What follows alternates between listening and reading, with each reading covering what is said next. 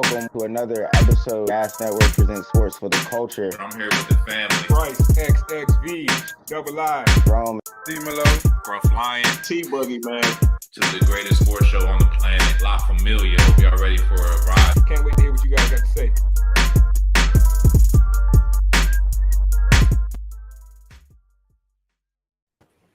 Hey, every time that track comes on, man, get lit to it. Y'all know what it is. Gas Sports for the Culture. I am tonight's host at Bryce XXV Double I. Shout out to the Gas family on screen and off screen, man. Good to be back with y'all boys. Let's start with my guy, top left. Introduce yourself.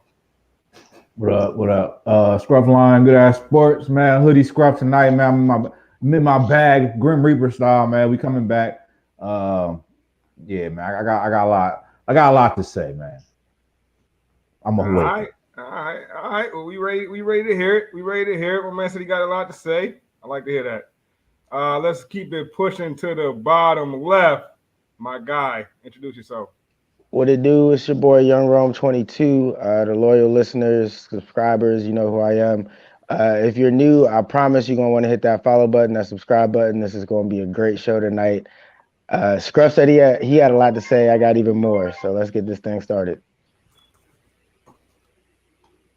All right, cool. Well, there's only one more person to introduce. I saved him for last because he's the only person left in these good playoffs, man. His team is still alive. You can tell by the hoodie.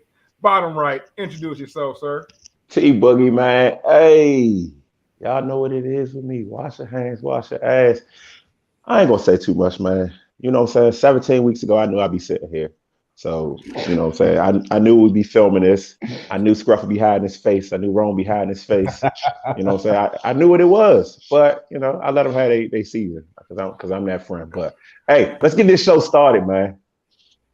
Hey, bro, hold up, bro. T-Buggy. I kind of want to run the tape on that because if I remember correctly, I remember you being out on the Niners about 7-8 weeks ago. We gonna table that. Roll the tape. We gonna table that for a roll of tape one day. Roll the tape. I'm gonna find that footage, my boy. I'm gonna find that footage. I remember it vividly. Hey, man, well, let's get right into it. It was some people calling it the greatest weekend of all time in playoff history. I'm not sure I'm ready to go that far, but we had some epic games, man. Epic games. So let's start with Brady, man. The man, the myth, the legend. Did everything in his power to stay alive in the battle back, but it just wasn't enough, man. It just wasn't enough. And I want to start off with my guy Rome because I think it's fair to say he's not the biggest Matt Stafford fan. But Matt Stafford got it done, so I got to go with you first, Rome. What do you think about that Bucks-Rams game, man? Break it down. All right. Well, before I get to Stafford, let me just touch on Brady real quick, just in case that is his last game. It might potentially be the last time we see him. Said in the press conference, you know, he's got to weigh his options with his family, his wife, and whenever players start talking like that, it might be, you know, time for them to hang it up. So if that is the last time we see Brady, obviously he's the GOAT, one of the greatest careers of all time. But I'm not going to let anybody get this little like, oh, he went out losing to Stafford. Stafford got it done. Nah, we're not doing that. So let me break this whole Matthew Stafford thing down for you guys right quick.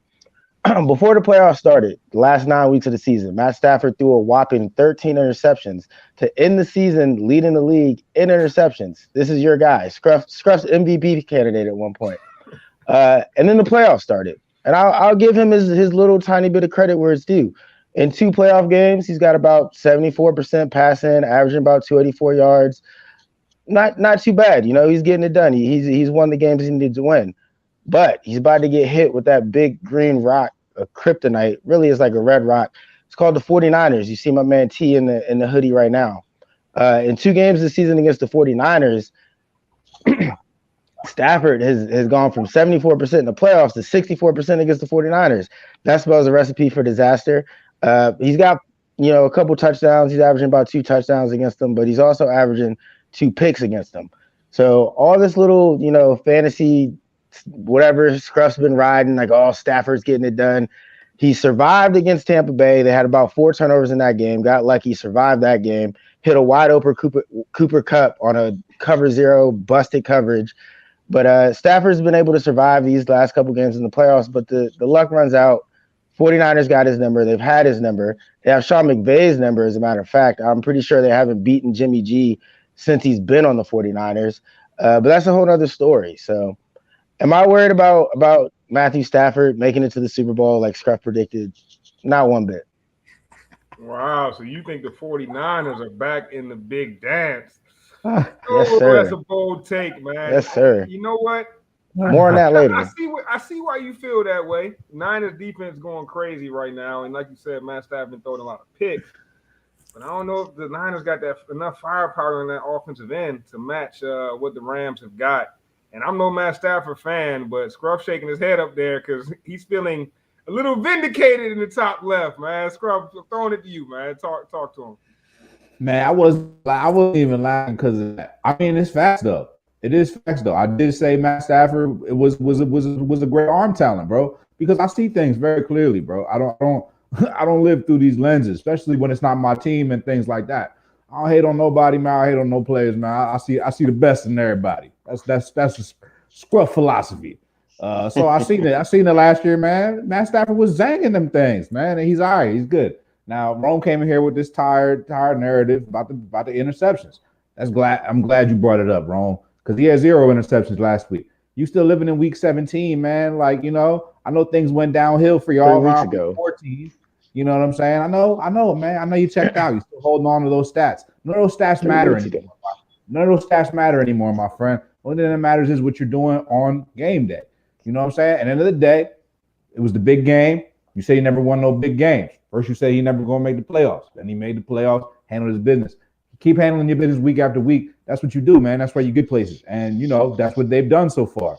They handled business against the GOAT. So now you can't really say anything about Matt Stafford because now, he went head-to-head with Tom Brady, and he came on end. And you know how it is with Brady. Brady's going to give you that heat, like, at the end of the game. Like, there's nobody that beat Brady and really, like, lived to say that Brady didn't clap back and, oh, man, didn't think, like, for a minute, you was thinking Brady was going to get it again.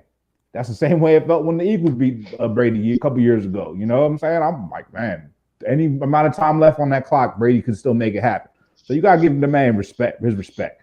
Matt Stafford had played a great game. The biggest thing you mentioned was the turnovers. He didn't have any turnovers in that game, and that was crucial. You can't make those big mistakes. He had a much better completion percentage than Tom Brady in that game as well. The numbers don't lie here, man. It's hilarious to me. The reason I was laughing is because, bro, like, you're hilarious, bro. You're hilarious, bro. You really coming here with this you just like coming with a new act. Like, you know what I'm saying? You really came in here with the new act. You jumping right onto the next bandwagon and you laughing and you smiling, you shaking your head. You believe this stuff. And that's why it's hilarious to me, bro. It's hilarious to me. So yeah, you can jump on this narrative and good luck with that. I'm not jumping on any new narratives. Matt Stafford is still all he's gotten done is what he's supposed to get done, right? He came to LA to replace Jared Goff. Jared Goff took the Rams to a Super Bowl. Matthew Stafford's a better arm talent than Jared Goff. He's a better quarterback than Jared Goff. So he should easily take them to the Super Bowl, right? That is the goal here. The goal isn't win 2 playoff games and call it a season. The goal is to get to the Super Bowl. And, until he does that, I'm not all the way sold on the guy as an elite arm talent. Fall back. MVP candidate. Fall back, bro. Fall back, son. Because now you're talking like he was expected to be here. Like he had like some type of like, he was. Like he had like his team, like it was his team's good and all, but like come on now, ain't nothing guaranteed until you do it, man. How many times people were supposed to do things and it didn't happen, bro? Like the New England team that went undefeated and lost in the final game. None of that stuff matters anymore, bro. None of it. No, you told me he was an MVP candidate. He's a top tier quarterback. You know what? Only person that expected him to be here was probably me, Matt Stafford, his mama. 3 people, bro. Like Matt Stafford's not even better than Joe Burrow. That's debatable. Matt Stafford couldn't turn the Lions around. Look what Joe Burrow's doing in Cincinnati. He's turning that whole organization around, breaking curses and all that. But your guy Matt Stafford and his elite arm talent had to link with OBJ, Cooper Kupp, and an incredible Rams defense to win his first 2 playoff games. Best of luck against the 49ers. You just jump on any quick thing. You just try to jump on the next quick thing with Sizzle, bro. You hilarious, bro. Go ahead with that. Call it like I see it. I call it like I see it. You jumping on the next narrative. You just trying to stay alive, bro. Good luck with that, bro. Matt Stafford's going to the Super Bowl. Hey, McVay is 0-6 against Jimmy G. That's the narrative I'm riding with into this weekend. Hey, you know what? Hey, you know what they say in Vegas, man? You don't bet against the streets. And 6-0 against one team is pretty impressive. So it's tough to bet against that if you're a betting man. A part of me wants to just move on from this Bucks Rams. I feel like they kind of just, said what needed to be said. But you got anything else to add to this Bucks Rams game? Anything you want to get out there? No, I'm just, I just hope that wasn't Brady last game. You know what I'm saying? Like to see him lose like that. And really, Brady didn't have that great of a game, but a lot of it had to do with the surrounding pieces, man. He lost Godwin, he lost AB, he lost 2 linemen, I think, didn't start. He just wasn't comfortable in the pocket all day. I don't know what other quarterback could have kept that team in that game. So it was still a salute to Brady for doing that. But, he's the GOAT. What do you throw for 5,300 yards a season? Come on, man. That's crazy. Yeah, led the league. I don't think he's going to retire. I hope he comes back. But when I hear guys start talking about, my wife and my kids and, those type of thoughts kind of dulls a guy's competitive edge. So, if that's where he's at going in the next season, already thinking about, man, I'm missing time in my kid's life and my wife, and maybe he should just hang it up. You know what I'm saying? Brady should do whatever's best for him. But as a fan, I would like to see Brady come back and take one more shot at it. I'm with you on that. It makes me wonder, did like a win or a loss in that game, which do you think impacted his decision more? You think if he won that game, he's more likely to come back, or because he lost, he's more likely to want to come back and avenge that? What you think, T? I think if he wins, that game right, and he knocks out a young Mahomes or a young Josh Allen and gets another ring, I think he definitely shuts it down. You know what I'm saying? But the competitor in Brady, the Kobes, the Jordans, the Bradys, those types. I don't think they shut it down on losses. Like they don't like to do that, at least. And he's, by what I can tell, he still has the talent to play at the highest of levels. So, the only thing with Brady is he's got nothing enough to chase. A lot of those other guys still had some type of goal or something to chase. Brady's done it all. I mean, he's by far, the GOAT when it comes to rings or anything like that. So I think he's gonna hang it up just because I know he's a competitor, but what does he have left to prove? Is kind of the greats create the narrative. They create the chip on their shoulder. That's what the greats do. They don't need the situation to push them. They push the situation and then they press on.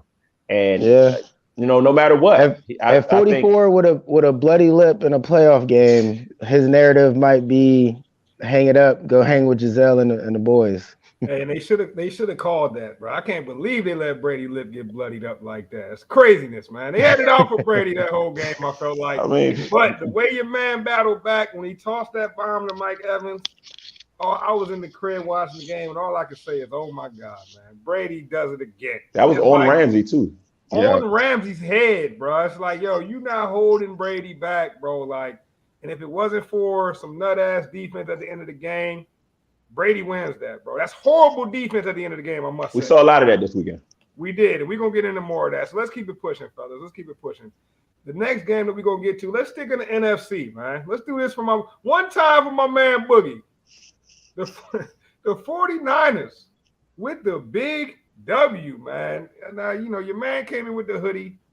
I don't blame him. I probably would have done the same thing if my team won. But how impressive do y'all think the 49ers win over the Packers was? Because there were some external factors, including the weather, that kind of, in my opinion, made this a 49ers style game. You know what I mean? So I want to hear what y'all think, man. What do we think about that 49ers Packers game? Let's start with Scrub. Yeah, honestly, if you had to look at it from both sides of this game, I agree, Bryce. I think there was a lot of conditions in this game that favored the 49ers. So, this is the exact kind of football game that would, the 49ers would win. If you draw up 100 different scenarios of these two teams playing, 90 of them go end one way, 10 go end this way. You need a certain type of game. You know what I'm saying? And this was it. It was a situation where the weather, it was like a lot of turnovers, the special teams, the 49ers, one thing about the 49ers is they're a well-rounded football team, right? Defense, special teams, running game, offensive line, wide receivers, tight end. Shit, I think we got a fullback that's pretty good. You know what I mean? So, They're a real Beast. football team. But like the Packers, great football team too, like offense, defense, but they got talent on both sides. But clearly, like the special teams, they blew it a few times. The game was sloppy. Didn't seem like the offense for the Packers really got it going. And the 49ers just kind of had the higher score at the end of the game. And it was just like a low-scoring game. He just looked up, and it was okay. I guess the 49ers won the game. Like, all right. Yeah, no, that's fact. But, having the higher score is kind of how you win football games. But I will say that this is one of the rare times in NFL history where home field advantage might have been to the home field's detriment. Because I just felt like when it's 7 degrees outside or whatever it was in Green Bay, and you going against a running football team like the Packers, you win for one of those hard-nosed football games. I mean, how often does a team win a game when their quarterback throws it 19 times, only completes 11 of those, and goes for 131 in a pick? That's Jimmy G's stats, man. It's kind of crazy to think that they won it like that. But, hey, man, it's football. There's a million different ways to win. That's why it's a game of inches. So let me go to T, man. It's a big win for the squad. I was happy to see it. I was happy for you, you know what I mean? Because you did hop off the bandwagon a little bit earlier in the season. But, you're back on it like you should be. So what do you think about the win, man? Man, huge win. Huge win. But Scruff talk about you play that game, 10 of those wins, go to the Niners. When's the last time the Packers beat the Niners in the playoffs? It's been a long time. We dominate them in the playoffs. Don't bet against that streak either. But y'all was hating on Jimmy G, man. Jimmy G, I hear what you're saying about the numbers, right? But if you watch that game, there was passes dropped. Kittle dropped a wide open one. Jennings dropped one right after that. Jimmy G did enough, right? He didn't go out there and lose the game. Rodgers went out there and lost the game. And that's the thing, right? Rodgers did all that talking, and I don't want to get into the big Rodgers narrative, but at the end of the day, man, when you got talent versus talent, two talented rosters, it comes down to coaching. Kyle Shanahan kicked their ass. Like he out-coached them. He told those guys all week, we have a chance to win this game on special teams. And I don't think coaches typically say that, or if they do, they don't really mean it. They just want the special teams to go out there and, play good. But he said, no, this is the 32nd ranked special teams league team in the league. This is our chance to go out there and make some plays on special teams. And that's exactly what happened, man. And like Scruff said, it is a complete team. And those guys have battled. We took losses early. When Bryce said I was off the bandwagon a little bit, we were playing Josh Norman. The defense wasn't really gelling like it should have. The rookies looked bad. They took L's. They lost 4 in a row. And that prepared them for this, man. Every team isn't prepared to fight it out and play tough games. We've seen these other teams play some tough games and didn't know what to do on defense. You know what I'm saying? You couldn't stop a guy with 13 seconds. So a big win for the 49ers. I'm not going to be too long-winded about it. I thought it was a matchup that we could take advantage of, just like last week at Dallas. And we came out on top of both of those games, regardless of how it looked. And those was 2 high-powered offenses that most people didn't expect y'all to beat. So, hey, big props to the Niners. But it brings me to one question about your team, man. And I want to kick this to Rome because, Rome, regardless of what Scruff may say, I do view Rome as a good quarterback mind. So, Rome, is Jimmy G the long-term answer for the 49ers, man? I mean, he got it done 2 weeks in a row in the playoffs. We can't always just stare at the stats because we know quarterbacking is more than just what you put up. It's about the win-loss at the end of the day, man. Quarterbacking, to me, is about W's and L's, bro. It's the position that affects the game the most. So, Rome, do you think Jimmy G is the long-term answer? Do you think they move on from Jimmy G at the end of this season? No, I think the 49ers definitely got to move on from Jimmy G. I mean, barring maybe a Super Bowl win, they already drafted Trey Lance. They've already hinted enough times of going in another direction. And, winning is the most important thing as a quarterback. You've heard me say it on the show a million times. But the way Jimmy G wins is ugly. I've gone back and watched some of the 49ers games. I see why 49ers fans like T would jump off a bandwagon at certain points in the season. Hold on, man. We're going to stop with this jump off the QB play is very roller coaster ride, But I do believe in Jimmy G. I do think he's the guy that can get it done, much like Matt Stafford, as long as he doesn't turn it over. That's really what it comes down to. But I think Jimmy G has a little bit more of a game manager in him. He's not the arm talent that Matthew Stafford may be, but that might work in his advantage because when you have games like they had against the Packers, you can turn around and run it and just hit your tight ends, hit your fullbacks, make smart plays and decisions with the ball, which is what he did. And I wanted to touch on Aaron Rodgers a little bit in this game too. T touched on it. The Packers got out coached. I mean, flat out. Aaron Rodgers took 29 pass attempts, 21 of them were to Devontae Adams or Aaron Jones. You're only throwing the ball to two people. You're handing the ball to Aaron Jones the rest of the time. It's not a very good game plan. You got three players on your team. Of course, you only scored 10 points. And then for them to lose because they got a punt blocked and a touchdown scored on a punt block, all comes down to coaching. To me, that would the way Rodgers talks, you would think he's done with the Packers after all this hoopla last offseason and the way that this just ended. But personally, I think Rodgers is going to call it quits. I think he's going to walk away from the game completely. I don't see him going to another team. I'm interested to see what you guys think his future might hold, but I think he's done. I think that was it. That would be wild if A-Rod hang him up, man. Because, how often do we see a guy in their prime? And I guess if Brady hung him up, he would technically still be in his prime the way he's balling. But for Aaron Rodgers, it's he's a little younger than Brady, and we all expecting Aaron Rodgers to be on another team at the end of this season. So if he decides to end his career with the Packers and this being his last season, I personally will be shocked. But we know, man, your man been lobbying for that Jeopardy job, man. He's no Alex Trebek, but, people seem to like Aaron Rodgers a lot. But I don't know. I can't see him hanging it up, but that would be crazy. Scrub, you shaking your head. You don't see that happening? Nah, it's literally 0% chance that's going to happen.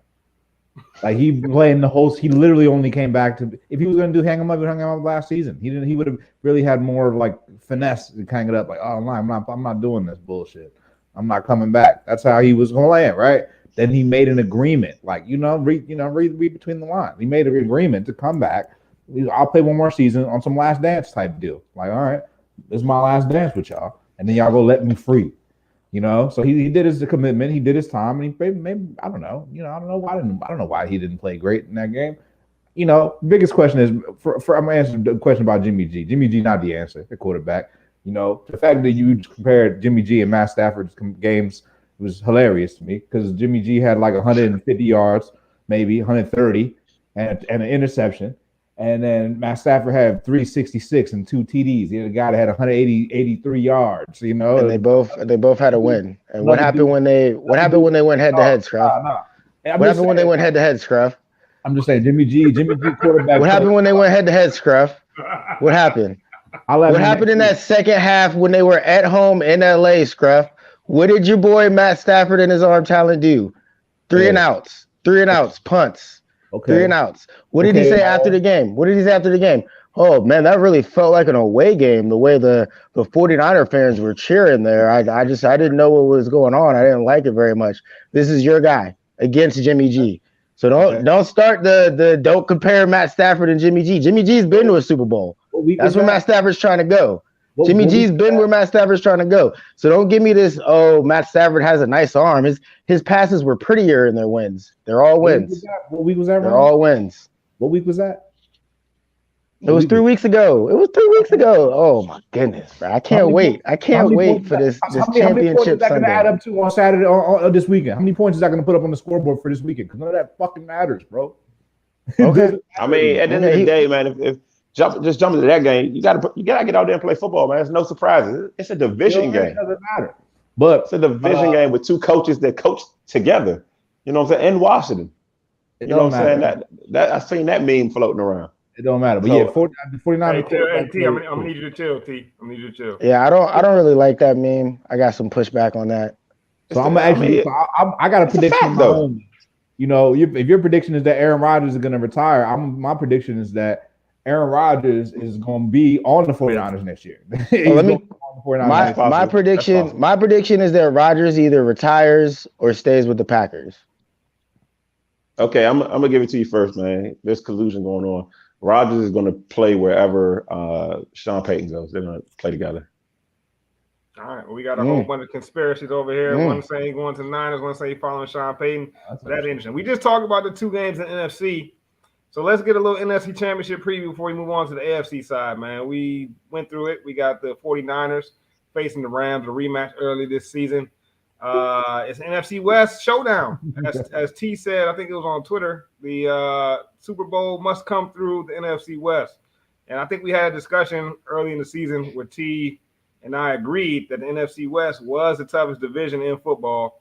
And it's definitely panning out to be that. Definitely the toughest division in football when you got 2 teams in the NFC Championship. So let's talk about it, man. NFC Championship, who we got? We got the Rams or the Niners. I think we already know which way Rome and Scruff are going. I think we know which way pretty much everybody's going. T got the Niners hoodie. I'll just say this, right, man. I mean, shoot, it's hard to beat a team 3 times in a row. That's what they say. They say there's no statistical evidence to back that up, but that's been true in my life whenever I've played teams 3 times, which is rare, but it happens. But it's probably hard to beat a team 7 times in a row. You know, we're 6-0 our last 6 games against McVay. So I'll just give you what Kyle Shanahan says. No surprises. They know us. We know them. They know our playbook. We know their plays. We know their players. Who wants it more? That's and that's what this game is. That's fine. T is clearly taking the fan route. It's fine. T, I'm not a fan of the 49ers, so I'll go ahead stick my chest out. I'll stick my chest out. I'll boast right quick. That was fair. That was a fair assessment. This is a fair assessment. Not only are they 0-6 against Jimmy G, the only quarterbacks that McVay has beat against the 49ers are Nick Mullins, CJ Beathard, and Brian Hoyer. Like, come on now. You think he's going to beat Jimmy G in a championship game? Come on now. Look, book it. The 49ers are going to the Super Bowl. Debo Do-It-All-Samuel going to the Super Bowl. Jimmy Garoppolo going to the Super Bowl. George Kittle, we haven't talked much about him. He hasn't had a big game yet. He hasn't made much of a splash. He'll make one this championship game. I guarantee it. 49ers are going to the Super Bowl. There, T, I said it for you. It wasn't too hard, man. It wasn't too hard. Go ahead. You can say it. Y'all going to the Super Bowl. No. I'm loving that sermon. Preach. Hey, I think I'm gonna have to agree with you, Ron. I have not been a believer of the Rams all season, man. I feel like they're trying to buy themselves a championship. And in sports, that never ends up working out, man. They get everybody. Every time there's a free agent, they get them. Every time there's somebody, it just seems like the Rams pick them up, man. I don't see it working. I don't know how Stafford's going to react in the biggest of games. I feel like he tried to throw that game against the he tried to give Brady that game, bro. Like I wanted to play Brady. You can't buy a championship. Right, snaps going over Matt Stafford's head, like he's messing up communication with the center. It just felt he fumbled on the last drive. Somehow the Bucs didn't pick that fumble up. I don't know why, but like I don't know, bro. Matt Stafford looked real nervous at the end, like he wasn't supposed to be there. And I just feel like the Niners they returned a lot of guys that was on that original team, man. Jimmy G obviously led that last team. And I see it happening for them. I don't think they got a chance. I really don't think they got a chance to win it all. And I don't think that these are the best 2 teams from the NFC, if I'm being honest. But we're here. You're not being honest. All right. Look. Is there something? Look, this is what worries me the most, right? Is there something to the fact that we got an LA team and an LA Super Bowl? The Rams could potentially get 2 back-to-back home games. Like, I just feel like the NFL kind of wants to see football in LA thrive. And if push comes to shove, the refs might, push the game to the Rams. That's just how I feel. That's what worries me the most. You in the biggest conspiracy bag. I mean, did the Saints win after Katrina? I see him roll eyes light up when he did that. They won after Katrina. Hold on. That's also a natural disaster. That's also a natural disaster. Hold on. So, the entire city. Okay. So the Saints won after Katrina. All right, hold up. Did the Patriots win after 9/11? Then again, we have another disaster. So I think there's a common theme here: disasters. I don't see no LA disaster, but some would say the Lakers have been a disaster. If the LA Raiders would have won after Rodney King, I think you would have been on to something, man. No, they never recovered after Rodney King, which makes sense. Yeah, they don't. They gotta get one. They gotta get one for Nipsey though, man. They moved to Oakland. They don't care. They don't care about disasters that much. I don't think. But all I'm saying is, when's the last time we seen a team in the Super Bowl from that same city, like a home game in the Super Bowl? I can't remember. Wasn't it just in Tampa last year? Was that in Tampa? Yeah, it was. It was just in Tampa last year. Was it? So I guess that was like the first time in whenever. I mean, it would be back to back. But look, T, for that to happen, Matthew Stafford would have to win a championship. He's allergic to that. He's allergic to that. You don't got to worry. I mean, obviously, I think we're a better team than the Rams. Career, bro. Like honestly, bro. Like I'm surprised y'all all three y'all picking the 49ers. Yes, sir. Yes. Okay. Good. You ain't sound too sure, T, but that's fine. No. What do you mean? I said we would beat Dallas. I'm saying we beat Green Bay. I'm saying the thing that would give me pause. But if all things aside, football versus football, we're better than them.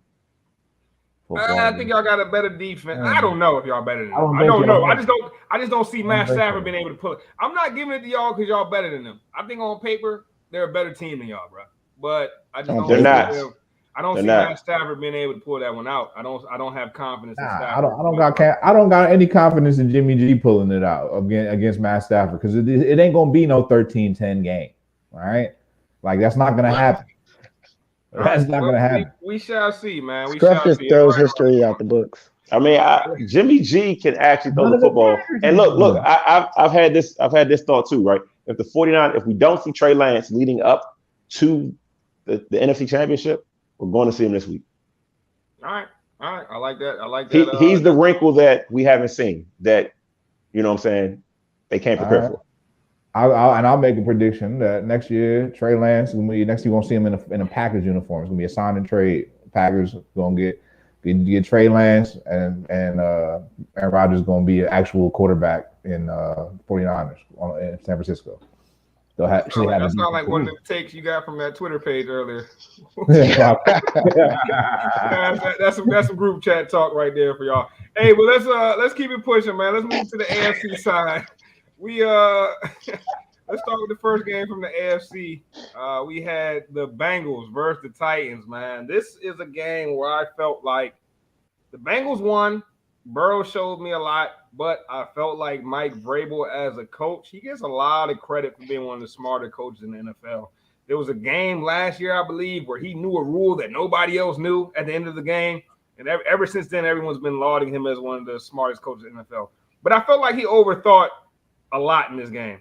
I think it was like one time where they had a penalty where they could have made them repeat the down, and instead he declined the penalty.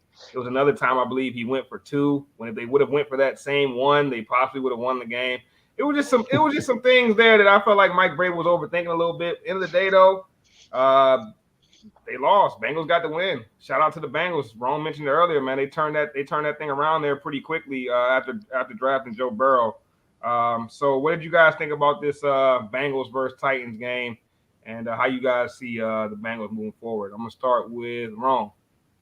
Man, so for me, this playoff run it hasn't opened my eyes to Joe Burrow, but it has basically confirmed what everyone was saying, what all the hype was, and what I kind of already knew. And that's that Joe Burrow's legit. Am I ready to put him in my top 5 quite yet? Maybe not. Is he knocking on that door? He's banging on it like the police. Joe Burrow's been checking boxes this playoff run. The Bengals hadn't won a playoff game at all in 31 years. Check that box. They hadn't won a road playoff game ever in franchise history. Check that box. Now he's going to the AFC Championship in his second year. If he wins this game, they're going to be lighting up lots of cigars. So the Bengals have really opened my eyes to potentially being a legitimate team moving forward, a legitimate franchise, much like the Lions or the Browns. Even they've been a joke for not a joke. I mean, they've had runs here and there, but for the most part, they haven't been a good, successful franchise for the majority of my life until right now. Joe Burrow's brought that entire team and city hope. Good point, man. Joe Burrow definitely has brought that city hope. And one thing we can say about Burrow is he knows how to utilize weapons, man. Sometimes we see quarterbacks get weapons, young weapons, and the weapons don't become what we thought they were going to be on the next level. But Burrow knows how to get the ball in the hands of his playmakers. I mean, T. Higgins' career is taking off. Jamar Chase looking like he could be, I hate to say it. I mean, I don't want to get too ahead of myself, but Jamar Chase looked like he might go down as on some GOAT status when it's all said and done. I'm just being honest. The thing that boy does on the field is like, ain't nobody like him, bro. Or I shouldn't say that. It's very few like him. It's very few like Jamar Chase. And I don't know, man. Burrow showing me a lot. A couple weeks ago, man, y'all was all on that Herbert bandwagon. Like, y'all was chewing the Herbert bandwagon. And I told y'all, hold up. Burrow's better. And a few weeks later, Rome talking about Burrow in his top 5. Does that mean he takes I said he's knocking on the door. Does that mean he takes knocking on the door. I just want to know, does that mean he takes Herbert's place? That's all I want to know, bro. Him and Herbert are neck and neck in my mind. I'm gonna save some more of this for when we talk about Pat in a second, because the real Herbert take came when you said no one is comparable to Pat, and really all me and Scruff said was Herbert is comparable, and I still stand by that. But we'll get to that. We'll get to that in a few minutes. Don't beat me there, bro. Don't beat me there. I'm gonna get there for you. But Herbert's not. There's no way in hell he's comparable to Pat. We're gonna get there. All right, so let me kick it to T, man. He's been quiet in that bottom right since we left the 49ers. Bengals versus Titans, man. What do you think about this game? What was proven to you on either side? I thought that the biggest, what's the word I'm looking for? I don't know, but I thought the game hinged on the fact that Derrick Henry came back and what Derrick Henry could do. And I thought Derrick Henry did not look like the Derrick Henry of old. And I thought that was the game. D'Onta Foreman looked much better. He looked more dynamic. He had more spring in his step. He broke bigger runs. I actually am really close with a Tennessee fan. Grew up in Memphis. Last weekend, the weekend before last, he told me he wanted them to play Foreman more than Henry. He just thought that, the team was rolling with Foreman and, why change it up? Sprinkle him in. Don't throw him back in there and make him a lead back. And that's kind of what they did. They threw Henry in and he didn't look. When do we see Henry taking tackles for loss in the backfield? Stiff arm comes out. He still gets tackled. It's like, man, I didn't want to see Henry like that. But, so the Titans kind of did that to themselves. That they overcoached that one. Just do what works sometimes. And if it's not your star, go to the next guy. Bengals, I don't think Burrow is a top 5 quarterback. I don't think he's knocking at the door. But what I do like about him is intangibles. He seems sure of himself. He seems like they call him Joe Cool.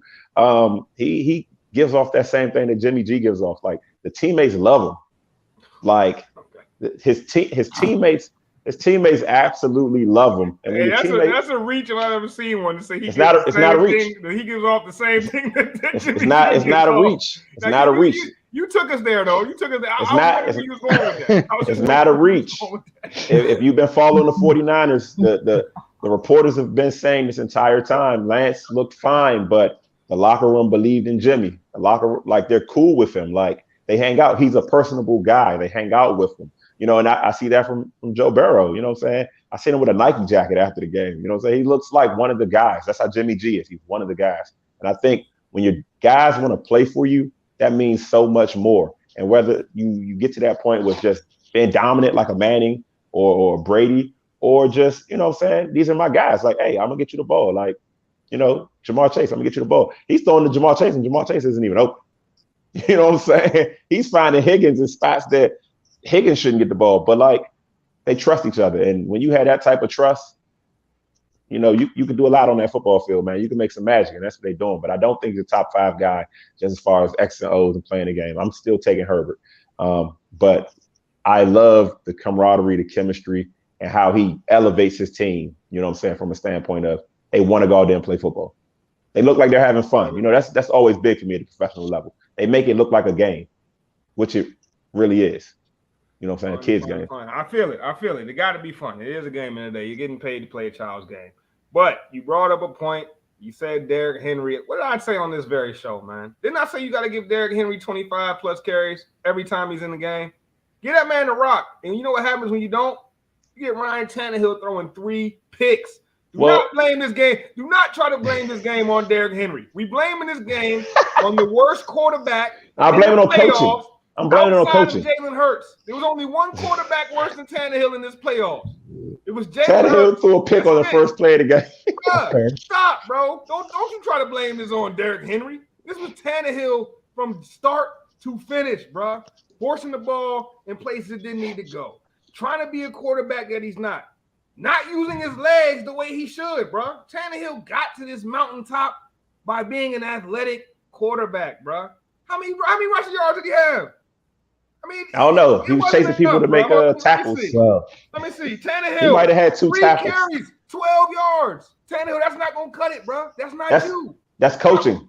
No, that's coaching. No, stop it, bro. You can run the ball, you're the quarterback. When you're a quarterback, you affect the game more than any other player, bro. It ain't just coaching, because at any given moment, the quarterback can drop back and say, "Oh, we some shit today. Let me run and pick up 10.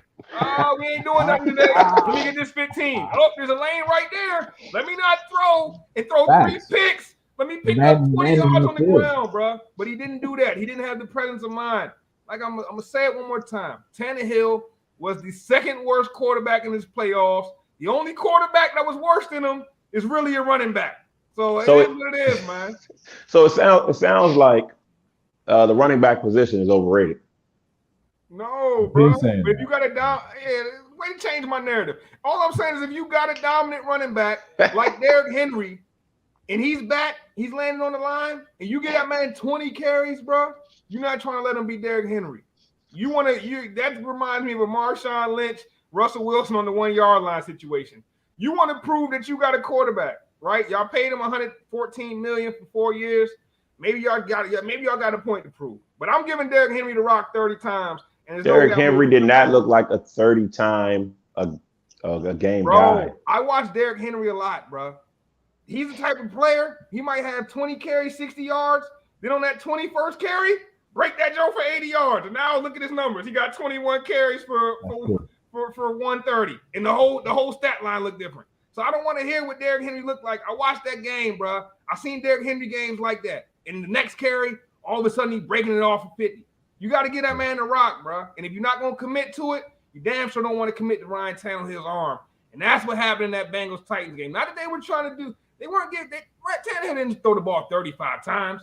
But the man threw 3 picks, which shows, bro, the Titans did not do what was really getting them there. You know what I mean? Which was the running game and short passes. Short passes. They were going deep, all crazy. I'm like, what's going on? What is Tannehill trying to prove, bro? Threw me off, man. Wrong. Am I right or wrong about this, bro? What you think? You wrong. Nah, Tannehill was all over the place. He's definitely not the guy you want. Even if they didn't give it to Henry more, they could have ran it just more in general. Putting the ball in Tannehill's hands is a mistake, recipe for disaster. He did have that one nice throw to A.J. Brown who made that crazy catch for the touchdown. But outside of that, Tannehill is mid at best. Mid, bro. That man is mid. That man is Reggie. That man is Reggie, bro. I ain't rocking with him. All right, so let's get to the game everybody wants to talk about, man. Quite possibly the best football game. I say the best football game of 2021-2022 season, if you ask me. And maybe one of the better games in the history of the league, bro.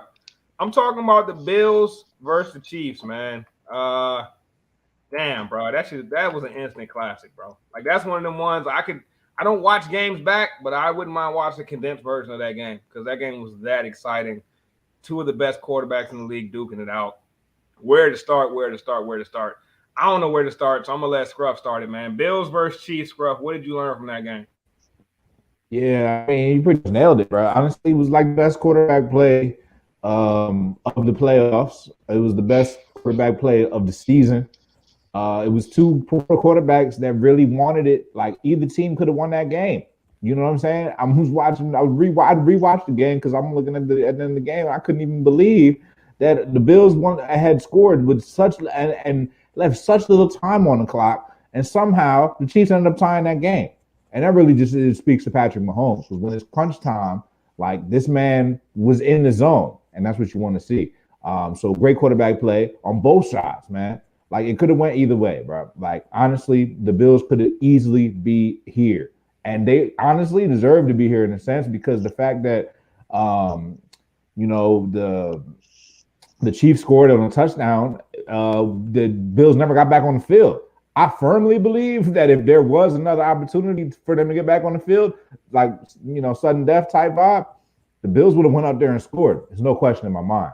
But we'll never know. But it was great football. Two best young quarterbacks in the league. I'm not going to even count the old guys. It's like a whole nother conversation.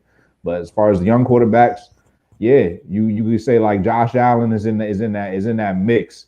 Right up there with Mahomes, but Mahomes is just kind of still proving like he's still that guy. He's not unbeatable. Like Joe Burrow is also pretty good, but like Josh Allen is legit. Like talking about knocking on the door, Josh Allen is at the door, and he got a shotgun with him. So yeah, nah, man. I said in the group chat, I was feeling like we was watching 1A versus 1B when it came to quarterbacks in the NFL. After thinking about that a little more, I don't think it was 1A versus 1B, but I do think it was number 1 versus number 2. I think Josh Allen at this point is the second best quarterback in the NFL, man. I drafted the man in the fantasy football league I won a championship in, won the big pot with Josh Allen as my quarterback all year. So maybe I'm a little biased. But I really do believe that Josh Allen is the second best quarterback behind Mahomes.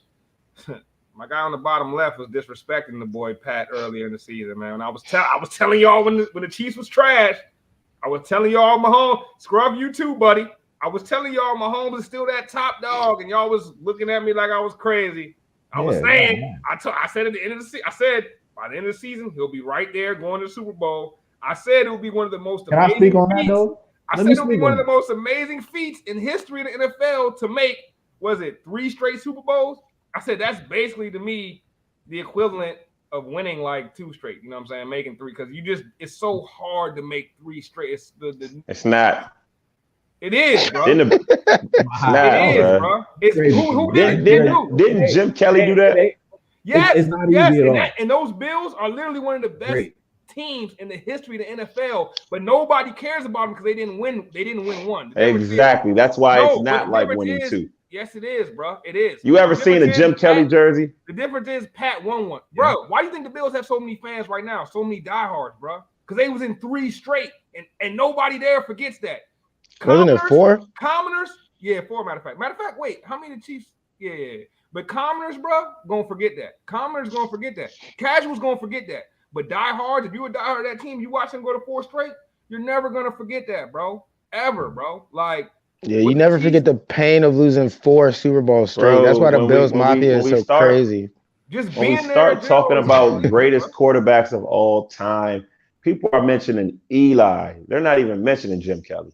They're mentioning Marino. Jim Kelly was one of the best quarterbacks of all time. I said that's one of the best teams of all time. Well, if a quarterback has 2 rings, you're going to talk about him. Ask clearly, bro. But he doesn't. Ask the teams that played those Bills teams, bro. Ask the teams that played those Bills teams. Look. You crazy if you think that's not one of the best NFL teams of all time. Hey, look, you're just legacy about like AI. Like, just say AI didn't win the chip. Like that's not how the Bills are. Like Bills are like on some AI. Right when Bryce was talking, that's literally what I was thinking, bro. Mahomes versus Josh Allen looked like Kobe versus AI. And as great as AI is, bro, you didn't win. And I'm sorry, like you were great. But AI didn't make 4 straight like the Bills. Like you making you're making comparisons that don't really exist, bro. To what I'm saying. Like I'm talking about making 3 straight. Josh Allen, like you said, 1A, 1B. Going to 1 and losing it, bro. What I'm saying is what the Chiefs have done over these last 3 seasons. If they go to another bowl, this is greatness, bro. They already got 1 bowl. I'm telling you, bro. It's a dynasty. It's a dynasty. I would grant you that. NFL is almost impossible. They've been to 4 conference championships in a row. I'll grant you that it is a dynasty if they get there again. But honestly, bro, they should not be there. A squib kick and a prevent would have kept your man, would have kept him out of this conversation.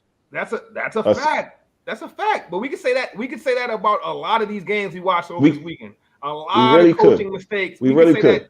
Hey, bro, if they call, and you know what else? If they called it taunting on Tyreek Hill when he threw the peace sign up, like they've been calling all season, guess what? Maybe we talking about a different game. So there's a lot of things there's a lot of little things that contribute to it, bro.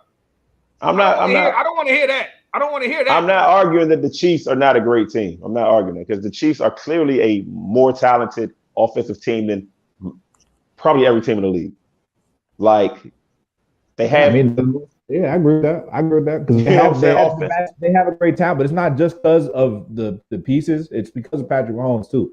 But right. He you know what I'm saying? He's the motor. You know what I'm saying? But at the end of the day, like Tyreek Hill on every team would probably be their number one. You know what I'm saying? Outside of maybe 2 or 3 teams. Huh? Of course he'd be their number one. So I mean, Travis Kelce. Julio Jones, you know, like but if you got Ryan Tannehill throwing the ball, then he's not that good. Julio Jones went to a Super Bowl too. Quarterback matters. I'm not saying the quarterback doesn't matter, but what I'm saying is we play this game to win, man. So all these get theirs. That's fine. That's cool. That's great for the books. The fans don't care about no get theirs. Bruh, that's why you have to make things clear to the fans. That's why we're in this position, to give people the true perspective. Oh my gosh. Live with the fan perspective, that's fine. I'm trying to give you realistic perspectives, bro. Things that the casual fan not going to be able to see. You go to 3 straight Super Bowls, that's different level of greatness, bro. It's a different level. It's like this, yo. It's like this. We all play fantasy football, right? We all know once you get to the fantasy football championship, some wild things can happen. All of a sudden, one of your players gets hurt, your best player hurt, and now you lose the chip, right? But if you get to that fantasy football chip 3 years straight, wait, you doing something right over there. Maybe the last game, the pieces just didn't connect for you, but you're doing something right. You know something more than the rest of the people in that league because you're always in that chip. To say that doesn't matter, bro, it's a real casual perspective, in my opinion. It's not a real casual perspective, bro. Right. If I leave the club with the baddest girl every weekend, the only question that you're going to ask is, did you hit? All right? Did you win the chip? That's what matters, bro. We play this game 17 weeks and the playoffs to win the chip. I don't care how many times you got there. If you don't win, it doesn't matter.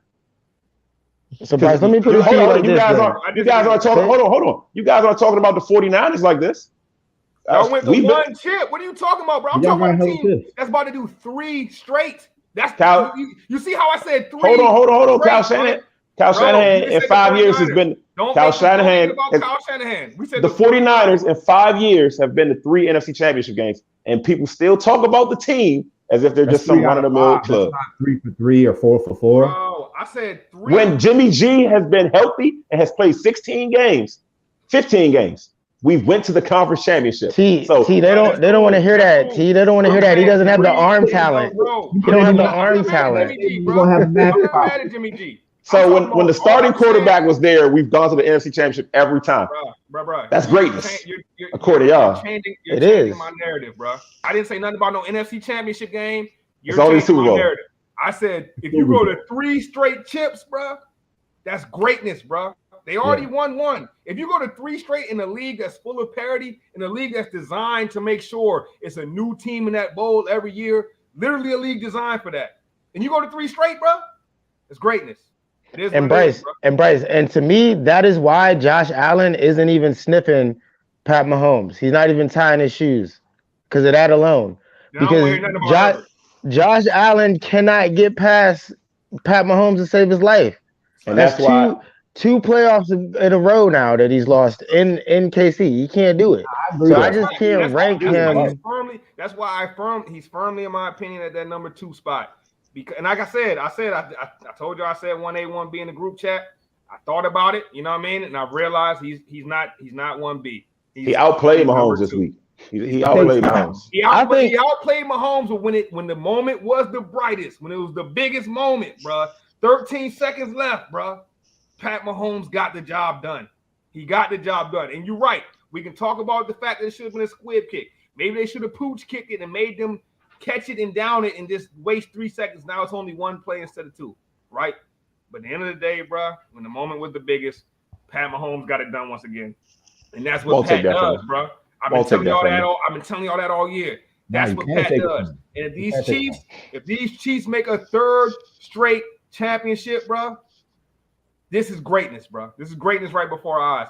I believe at this point, they're going to win the championship. I got the Chiefs winning the bowl now. I mean, I don't see nobody in their path that's going to stop them. I think they're going to smash the Bengals. The Bengals are one of those teams that's a year too early. You know what I'm saying? Like, don't get me wrong. I like them going to the future, but I think they're a little too young. They got some young pups over there that I don't think they're really ready to take that crown yet. I'll give you the flip side. I think the Bengals are so young that they don't even know what all of this means, and that won't even have an effect on them. I agree. I think the Bengals are so young, they just gonna go out there and feel like that sounds good. That sounds good. It sounds good to you going against a team that's been there twice. I honestly do not. Don't be surprised if we have a 49ers Bengals Super Bowl, the Super Bowl that nobody wants to see. Don't be surprised. I want to see it. T, you just took my prediction right out my mouth. I'm taking Cincinnati in this game. I'm taking Joe Burrow and the Bengals to beat the Chiefs. I'm doing it. I don't care if that's the underdog take or whatever. This has been an underdog playoffs. And Bryce, you just alluded to how hard it is to get to 3 championships, to do it 3 times in a row and all this. But yeah, you have all this confidence that the Chiefs can do it, that the Chiefs have already achieved this level of greatness. They got Joe Burrow and the Bengals, and they're hungry. The Bengals just had 9 sacks on Tannehill. You don't think they're going to get to Pat Mahomes? You don't think they're going to disrupt him a little bit? I think they can definitely make some noise. They've already proven that they can go win a shootout against the Chiefs earlier this season. So I like the Bengals' chances. I don't think it's that crazy to even pick them in this game. And I think Joe Burrow and them get it done. Bengals 49ers Super Bowl. Okay, but all right. And you hold me to that. I did say how hard it is, right, to make 3 straight bowls, right? But mind y'all, I told y'all this in week 6 when all y'all was shitting on Pat Mahomes. I said this. I'm not just saying this for the first time, bro. I said this week 6, and I'm still saying it now. And now that road is a little bit easier when you look across at the Bengals. I'm sorry. When you look across at the Bengals, if it was the Bills in this game, it's a little tougher. Yeah. But now I'll give you that last game. That was really the AFC Championship, in my opinion. Really, the Bills versus the Chiefs was the AFC chip. I'll give you your Pat Mahomes take. You know, you called Pat Mahomes. You know, congratulations. You rode with Pat Mahomes through the whole season. Really went out on a limb, you know, and said Pat Mahomes is the best. But you know, look, I honestly think the league has figured out the Chiefs. Maybe not Pat Mahomes, but they've definitely figured out the Chiefs. And I don't know why the Bills didn't do this, but all year people gave the Chiefs trouble by sitting back in the cover 2 and forcing Mahomes to stay in the pocket and throw underneath. Take the little stuff, dump it off. And the gunslinger he is, he doesn't want to. He'll throw picks. I don't know why the Bills just didn't sit back and play a shell defense. But, you know, whatever. I think the Bengals will just go out there and use the tape. I really think that team is young and just doesn't know, like, how big this moment is. Bruh, so, I don't know about that. 8 or 9 straight weeks. I agree with that, bro. I don't know about that. I don't know about them being on top pad, though. This is what Joe Burrow does, man. He wins championships. Burrow and Chase have arguably played a bigger game than this. What? A bigger? All right, bro. You think the college championship is bigger than this? I think the college. I do think the college championship. Hold on. Against dude that's won it already twice. I do think the college championship, the crowd, the atmosphere is bigger than the conference championship. No. This is a chance to go to the Super Bowl. The Super Bowl. Then Pat Mahomes has played 2 bigger games than this already. So what are we talking about, bro? Look, the Chiefs are a known commodity, right? And the Chiefs' biggest weakness is their secondary. This is not a great matchup for the Chiefs. It's not. Bro. Stop acting like the Bengals didn't just put up 19 points on the Titans, bro. The Titans are a great defense. Stop acting like they had 30-point squad, bro. The Bengals are on a 30-point squad. Not against the Titans. Not really. Those young pups that didn't know any better. Hold on. The Titans could they get beat after the Titans at their own game. Look, the Titans could 9 times, bro. Wait till Rick Jones get out there. Stop, you think the Chiefs have a better defense than the Titans? It's not even close. Don't change my narrative, sir. It's not even close, though. Don't change my narrative, sir. It's not close. They got sacked. He got sacked 9 times, bro. Do you think the Chiefs? All them sacks was not on the line. I watched that game. Do you think the Chiefs can get the Barrow? You think the Chiefs gonna get the Barrow 4 times? Because I don't. What I'm saying is, if you get sacked 9 times, and a lot of them sacks, a good amount of them sacks was on you. Some of them sacks probably could have been sack fumbles. So if you get sacked 4 times against the Chiefs, one of them sacks might be, some of them sacks might be sack fumbles. Look, I don't bet against the GOATs. You know what I'm saying? I don't bet against Tom Brady and he just lost. I don't bet against the baby goat, you know what I'm saying, and Mahomes. But just like I said with Tom Brady, bro, it's a matchup, bro. It was a bad matchup for Tom Brady. It's a bad matchup for the Buccaneers. This is not a great matchup for the Chiefs. You can shit on the matchup for the Chiefs, bro. This is not a bad matchup for the How Chiefs. is this? They just lost to the Bengals, bro. You acting like this is a walk in the park. They just lost to them. And a game that mattered. They needed that game. Yes, they needed that. That's what I'm saying, bro. Y'all acting like this is team not a walk in the park. They didn't need that game all that bad because I mean, y'all. I didn't even say shit. They wanted home field advantage. They played that game. Yeah, I'm just saying they didn't need it all that bad. Look where they are right now. Like, but they're both in the same. They're both in the same spot. Y'all want to give me a dub? I'll take a dub from both of y'all, bro. I knew that was coming. I was waiting for you to say it. I was waiting for you to say it. Bro, you know about my dubs, man. I want my dub, bro. Y'all want to give me a dub? Bro, you know I don't bet against goats. So, but you know, all right. So that's. I do think the Bengals have a better shot of beating the Chiefs. You know what I'm saying? Than the 49ers have of beating the Rams. I think. But I'm trying to do business right now, sir. Hold on one second. Rome, you want to give me a dub, bro? Hit me in the group chat. All right, I'll take your dub. I'm gonna gladly take your dub, bro. I'm gonna gladly take your dub. I got sacked 9 times, so now I walk with a limp. That boy, hey, I'm all right. That's comment of the night right there, bro. Man, be always all right, so hey, good conversation about that game. But building off of that game, I got a question, man. I got a question. I want to get y'all's opinion on this. So we know that game ended on a final drive by the Chiefs, right? Because it went to overtime. The Chiefs marched down, got the touchdown, game over. Scruff alluded to it earlier. He felt like if the Bills got one more possession, the Bills might score again, and the game might just keep going. It's not sudden death style. So my question to you guys is it time to change these overtime rules, especially for the playoffs? Because I'm leaning towards it's time to change that. I want to give you guys a quick stat, right? So since they changed this rule in 2012, right? Because this rule was made in 2010. Remember, it used to be a field goal you could win the game on in overtime. Sudden death. It used to be true sudden death. It used to be that. And in 2010, they made it so that rule was not the same in the playoffs. So in the playoffs only could you win the game on a had to be a touchdown, right? In 2012, they adopted that rule for the regular season and the playoffs. So you had to get a touchdown to win in sudden death. I think that was a pretty good rule, right? They did the right thing with that rule. But since 2012, there have been 11 postseason overtime games. How many of those games you think were won by the team that got the first possession? Probably 10. 11, probably 8. 9 or 10 of those games, bro. 10 out of 11 of those games were won by the team with the first possession, right? Mm-hmm. So what does that tell you? This is what it tells me. When you get to that stage, you got all the best teams remaining. None of these teams are trash no more. We got 4 teams left, right? We got 6 teams left. Nobody's trash. So if they get a last possession and all these offenses are good, chances are they're going to win the game. So I think like they did in 2010 where they changed the playoff overtime rules, I think it's time to change the playoff overtime rules because 10 out of 11 is a number that can't be disputed, right?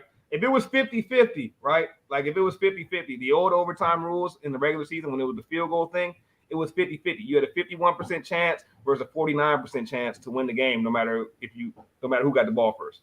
When we're talking about 10 out of 11 in the postseason, bro, this is getting a little ridiculous. I think it's time to change this rule, and I want to hear what rule changes you guys would make if we were to change the rule. And I got a couple other things I'm going to throw into this conversation as we go on. First off, it look like y'all are not down to change the rule. I want to hear why. It's a loser's rule. Yeah, so exactly. Play defense. That's a loser's rule. You do realize it used to be a field goal. So y'all cool with it when they changed it from a field goal to a touchdown. But I think a touchdown makes more sense. I think making a person drive the entire field makes more sense than letting them off the hook with a great kicker. You know what I'm saying? Yeah, because if you got a guy that can kick a 50, 60-yard kick, that puts you at a hell of an advantage. But making it to where you actually have to drive down the whole field, score a touchdown, I think that's completely fair.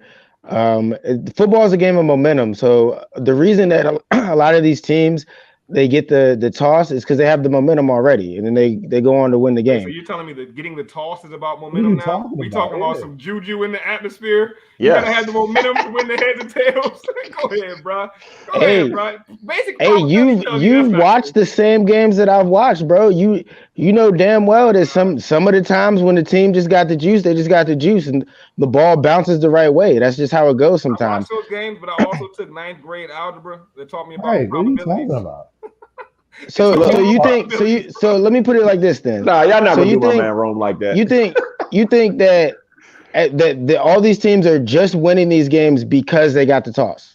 Bro, Because they won the toss, they're winning the game. More than You know what I 90%. use, Rome? I use There's- real-time numbers, bro. 10 out of 11. Those numbers are fine, but you're But telling you me you're gotta telling me realize- you're telling me that if I win the coin toss, I can just throw a deep bomb and I'm gonna win the game, I didn't right? tell you what I'm I'm gonna telling you. win no matter what, though, right? Because I won the coin toss. I'm not Or do I telling you actually that. have to go out there and execute the plays, and the other team has to try to stop me? Because we still got to play after the coin toss, right? Rome, Yeah, all I'm but telling you is that in the postseason, I'm not even saying for the regular season. I didn't That's say fine. change the regular season. I heard what you said. All I'm telling In you the is postseason, 10 out of 11 is a number that can't be disputed. That's over 90%. It can't So be that- disputed that right now, tells but me give it that another w- 20 years, that number changes. If we that give tells another me that 20 years, winning we in the might miss out on overtime. some- All right. That tells me that winning in all right. overtime is So- just difficult to do. That's all So that you're tells telling me the team that wins the toss, their offense, because there's nothing but good teams left. If it comes down to one drive, the team that wins the toss, their offense is typically just going to drive down the score because these are all good teams. I'm not telling you that. I'm telling you the numbers are 10 out Okay. of 11. There's All been right. 11 So postseason 10 out of 11, Based right? off those numbers. 10 times that team So won. with that 10 out of 11, right, the offense gets the ball, they drive down and score because all these teams are good. If I give the ball to Josh Allen, he drives down and scores because all these teams are good. What do we do? 2 overtimes? No. What that means is that whoever wins the coin Shootout. toss is no Penalty it kicks. means, You whoever wanna do wins the penalty coin field toss goals. is probably going to win the game. So to Okay, me, so then that let's sounds just do a little- coin toss It sounds then.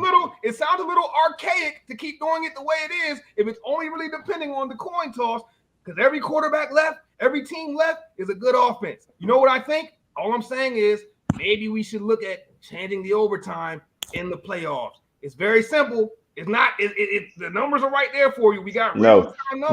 No. This is big boy football, bro. Like, Yeah, if don't let it get to overtime, if you man. don't- If you know those are the stats and you think your defense isn't good enough to stop them, don't play Bruh. for overtime. Am Go I- for 2. Don't go for the tie. Am I tripping? So y'all the same. Y'all the same type of people. It was people like y'all when they changed the rule from the 3-point, from the kick to the touchdown. It was people like y'all. No, it saying, wasn't. No, I they didn't shouldn't care. change that No. field. I didn't care. I'm No, not the saying field goal you. was unfair. I'm not saying you individually. I said it was people like y'all that took these type of standpoints. Big boy football, losers mentality. It was people like y'all that said that rule was bad when it happened. Because I remember when they changed that rule. And I remember there was people saying, why are they changing the rule that's been like this for this long? Bro, at the end of the day, you have to evolve. You look at the stats. Okay, let me numbers and you adjust to make. let me hear some better, of your bro. suggestions. No, you're not then. making the game. You're not making the game better. You're Let not me making the hear game some of your better. suggestions. You wouldn't have wanted 15 more minutes of Josh Allen and Pat Mahomes duking it out? Are you crazy? How Let me get on the Not mic, enjoy man. that? Were you That's not making the enjoying game it? longer. That's not longer. Yeah, that's than just equal. making it longer than it That's needs just to be. making it longer. So Let it's me not more entertaining. Let me get on the So mic. let me hear man. some 3 or 4 more suggestions. drives of that wasn't Bruh. more entertaining. Yo, I got a suggestion. Y'all, first of all, y'all two listen to y'all two talk. Oh my god, I almost turn the podcast off my damn self, man. Y'all are some idiots, bro. Like, are you serious?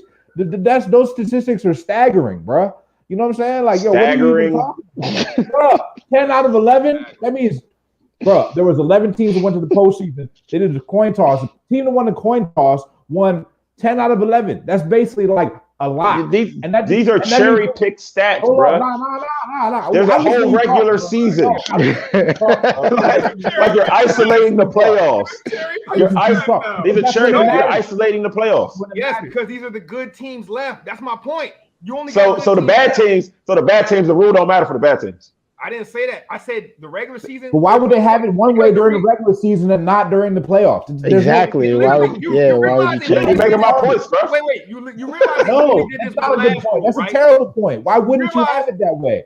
How are you going to have a playoffs where you're supposed to be the best team in football going against the best teams in football, but at the end of the game, the overtime, you have a different rule than you have in the regular season? So you mean to tell me that the first team that scores and the team doesn't even get a chance to get back on the field on offense, and that's fair? That's Bro, not this fair game at is all. about. Am I wrong in saying that did the Bills have the number one defense in the league? Probably I don't top know. 5. I don't know. I can't remember. The Bills had, Probably top if 5. it wasn't one, they had a top 5 defense in the league, right? If the Bills didn't want to play an overtime period, if they wanted Josh Allen to continue his season as a 2021 NFL season, you don't let a team move the ball with 13 seconds. You don't go to overtime. No. Hold up. No, hold on. Hear me out. I'm not changing the narrative, right? I'm not changing the narrative. All I'm saying is, why do defenses matter?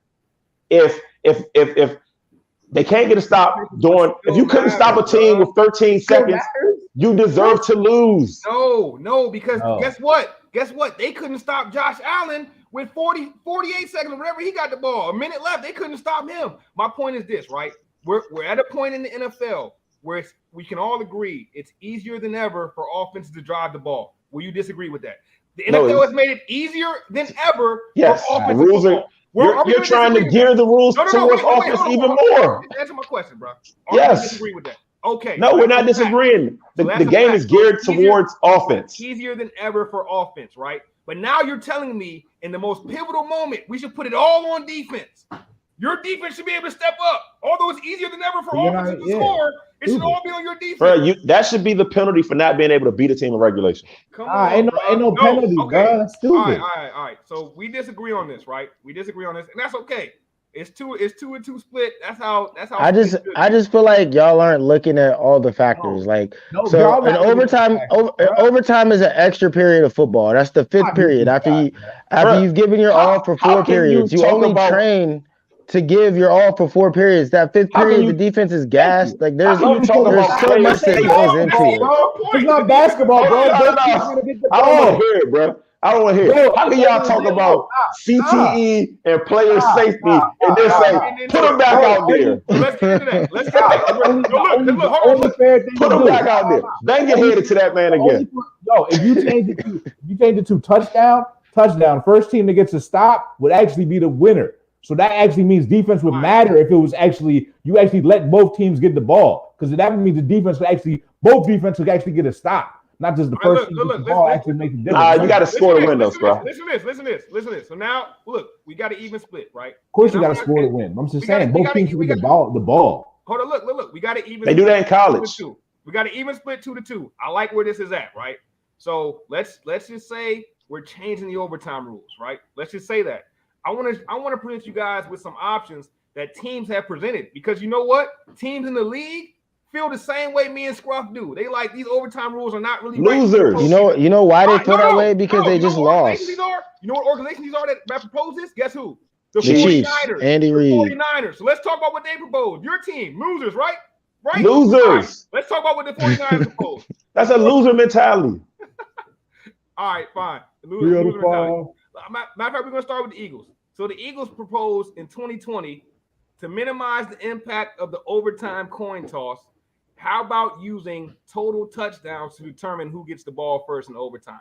No. I'm not a big fan of that one. That's not how I would. That's even worse than the coin toss. But I see the reasoning. Because if you do that, you're saying whichever team was really better on offense, because since we're leaving this up to offense, right? Whichever team was really better on offense should kind of have a little more say in this, and we're leaving it up to offense. Hold on. The team that's better on offense in an offense-driven league, you give them the ball on offense again. That's a terrible rule. All right, like I said, we leave it all up to offense, so it's like, I see where they're coming from for that. Now, another one was the Ravens. World-class, terrible organization. The Ravens rule was pretty dope, man. It's called the spot and choose rule. They proposed this rule last year, and basically they said one team would choose a yard line where the overtime drive starts, and the other team would choose whether they wanted to play offense or defense. That's kind of dope if you ask me. That's a little next level. It's a little more thinking, a little more strategy involved from the coaching perspective. But I like that. I like where they're coming from with that. Like they getting real creative. I don't get it, man. They acting like it's rocket science. It really doesn't have to be that difficult. It doesn't. I agree. I'm going to start on the 1 yard line, and I'm. Oh damn! Now you got to play defense. Yeah, and the other team. So the game will probably start around the 40 or 50. You know what I'm saying? So I think that's pretty cool though. So then we got one more, right? Here's the rule suggestions from the Chiefs. I guess a loser, right? So they said let's amend the rule to allow both teams the opportunity to possess the ball at least one time in overtime. even if the first team possesses the ball in overtime and scores a touchdown. So Eliminate overtime for preseason. Eliminate overtime coin toss so that the winner of initial coin toss to begin the game may choose whether to kick or receive or which goal to defend. So basically, you're guaranteeing that both teams get the ball no matter what. And if you don't stop them, you just do that dance again. To me, right. That's so you know who that favors? The Chiefs, the most dynamic offense in the league. They're always going to keep scoring. Like that's what they're banking on. So it takes away from a team like that Ravens team that went to the championship with Ray Lewis and Ed Reed, right? How could they ever win in that situation? It just all these rules just reek of no defense, don't play defense, only let them score. Hey, new overtime rule. Here's my proposal. Take the pads off, get some flags, just play 7-on-7, see who scores the most in 20 minutes. Because that's all this is. It's just overloading it with offense. I think the NFL rule right now for overtime is perfect as it is. I really see no reason to change it. I think it is too. I think it's great. The way it is during the regular season, for all 17, 18 weeks, should be the same way it is for the postseason. Doesn't make any sense. It's the same when the stakes change that you change the game, bro. It's the same. And no, Scruff's making a good point. He's saying when the stakes change, you should change the game. And I agree with that because the stakes are not the same in the regular season. And once you get to the postseason, bro, I believe something has to change, bro. I believe something it does. You can't in the regular season. You can tie. In the postseason, you keep going until somebody wins. Good point. This is the same bill even to allow Mac Jones to get away with 3 passes and got mad when people asked him. I think the Bills would have scored again. They would have scored again. Like to me, in my opinion, bro, we was robbed of football. Have any of y'all ever watched one of these 5, 6, 7 overtime period college games? I love them. I can't stand them. No, bro, they're stupid, bro. I cannot stand them. What are you talking about? I love them. And I love football, bro, but it's so pointless. Well, one running back got 6 touchdowns because he played 5 overtime. I love him, bro. And I don't think that's the route the NFL Why wouldn't you like that, bro? If you can keep going, if you can keep going and keep going and keep going and keep going, like you no, that's the double or nothing guys. Those are the guys that are used to losing. Double or nothing. Like, that belittles the product. Let's keep going. Let's keep going. That's not took the L. What are you talking about, bro? That's not guys who lose to you. Those are guys that are used to going against somebody that could keep going at them, and then that's real ball. It's like when you play ball. Like when you play ball, you go on the court, say win by 2, right? Like win by 2 is a loser's rule. Bro, ain't no loser's rule. Get a stop. You a loser then, bro. That tells me everything I need to know about you, bro. Get a stop, bro. Me and T must be from a different time because I remember people playing defense. Okay, yeah, that means if you play ball, you do win by 2. Win by 2. Every court. That's real ball, right. We win by 2. Get out of here, bro. We all play win by 2, right? But that rule was made by a team that was losing. Because you know why? When you play a game, right, and you don't set the rule up front, the team that wins, the other team immediately says, oh, no, win by 2. Like, huh? Like, you didn't call that up front. Like, that's what a loser created that rule. I can guarantee you that, bro. Everybody knows win by 2 is the standard, bro. Why? Standard on every Right. Why do we play win by 2? I wasn't there when they created win by 2. Better, like legit. But a loser created it, though. A loser created it. Win by 2. The same way y'all was born into the original rule that was kick the field goal for the 3, and Adam Vinatieri wins the game, right? You can say that too. Got to the 7. And guess what? There was people just like y'all when they changed it that was saying, "Nah, don't change it. This rule's been like this for this many years. This is a great rule." No, Bryce. I have. Wait, hold on. Let me finish. They changed the rule, and now them same people that just like y'all are ready to defend the next rule. And guess what? When they change this rule and they come up with a better one, y'all gonna be ready to defend the next rule and keep defending the rules because y'all not with the evolution. They're not gonna come up with a better one. No, the evolution of the game, bro. They're not gonna come up with a better one. You the same man that told me a quarterback should be able to fake slide, and that's the evolution of the game. Like, stop, bro. Every evolution is not right, bro. It was in the rules. Every evolution. Every evolution is not cool, bro. Every evolution is not help the game, ridiculous. Bro. The NBA was letting James Harden travel.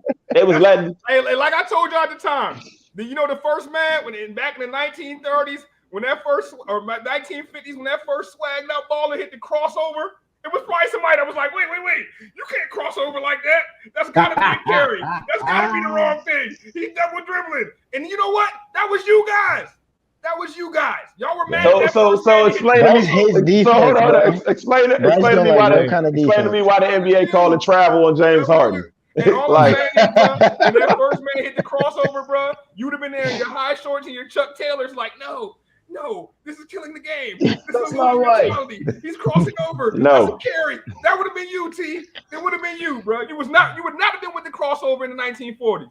But people like me would have been ready to revolutionize the game and be like, yo, this is where we're going. You know what else you would have been against, T? When Wilt Chamberlain, when Kareem Abdul-Jabbar was dunking on them boys, you'd have been like, no, we can't let them dunk. Nobody else is doing. That's not the way to play the game. No, it's the evolution of the game, bro. You get with it. No. You notice something is better, So- and you change the rules. So, Bryce, you're telling me better. that fake slides are the dunks of the NFL? That's what I'm I just listening thought the to. fake slide was cool, bro. That's Fake what I'm slides is the looking for, bro. crossover of the NFL? Like, That's come all on. Hey, nonsense, listen, bro. Hey, guess what? And I'll tell you this, yo. If Jimmy G fake slides this weekend, T ain't gonna have no problem with it. No, it's whack, He ain't bro. gonna have no You know, problem with it. anybody that know me Guaranteed. know if I think something is whack, it's whack. It don't matter if I like it. Don't matter if you're my Nah. man. Like if I think something is whack, it's whack, bro. You know who Bryce is on point about that has innovated the game is Pat Mahomes. His little underhanded throws, his no-look throws. That was some shit that I thought would never work out, but he be doing it on the regular now. So that's the evolution of the game. That's what I like to see, man. A player taking his game to the next level. I don't want to see the NFL making it easier for good teams to win. You know what I'm saying? They're already good.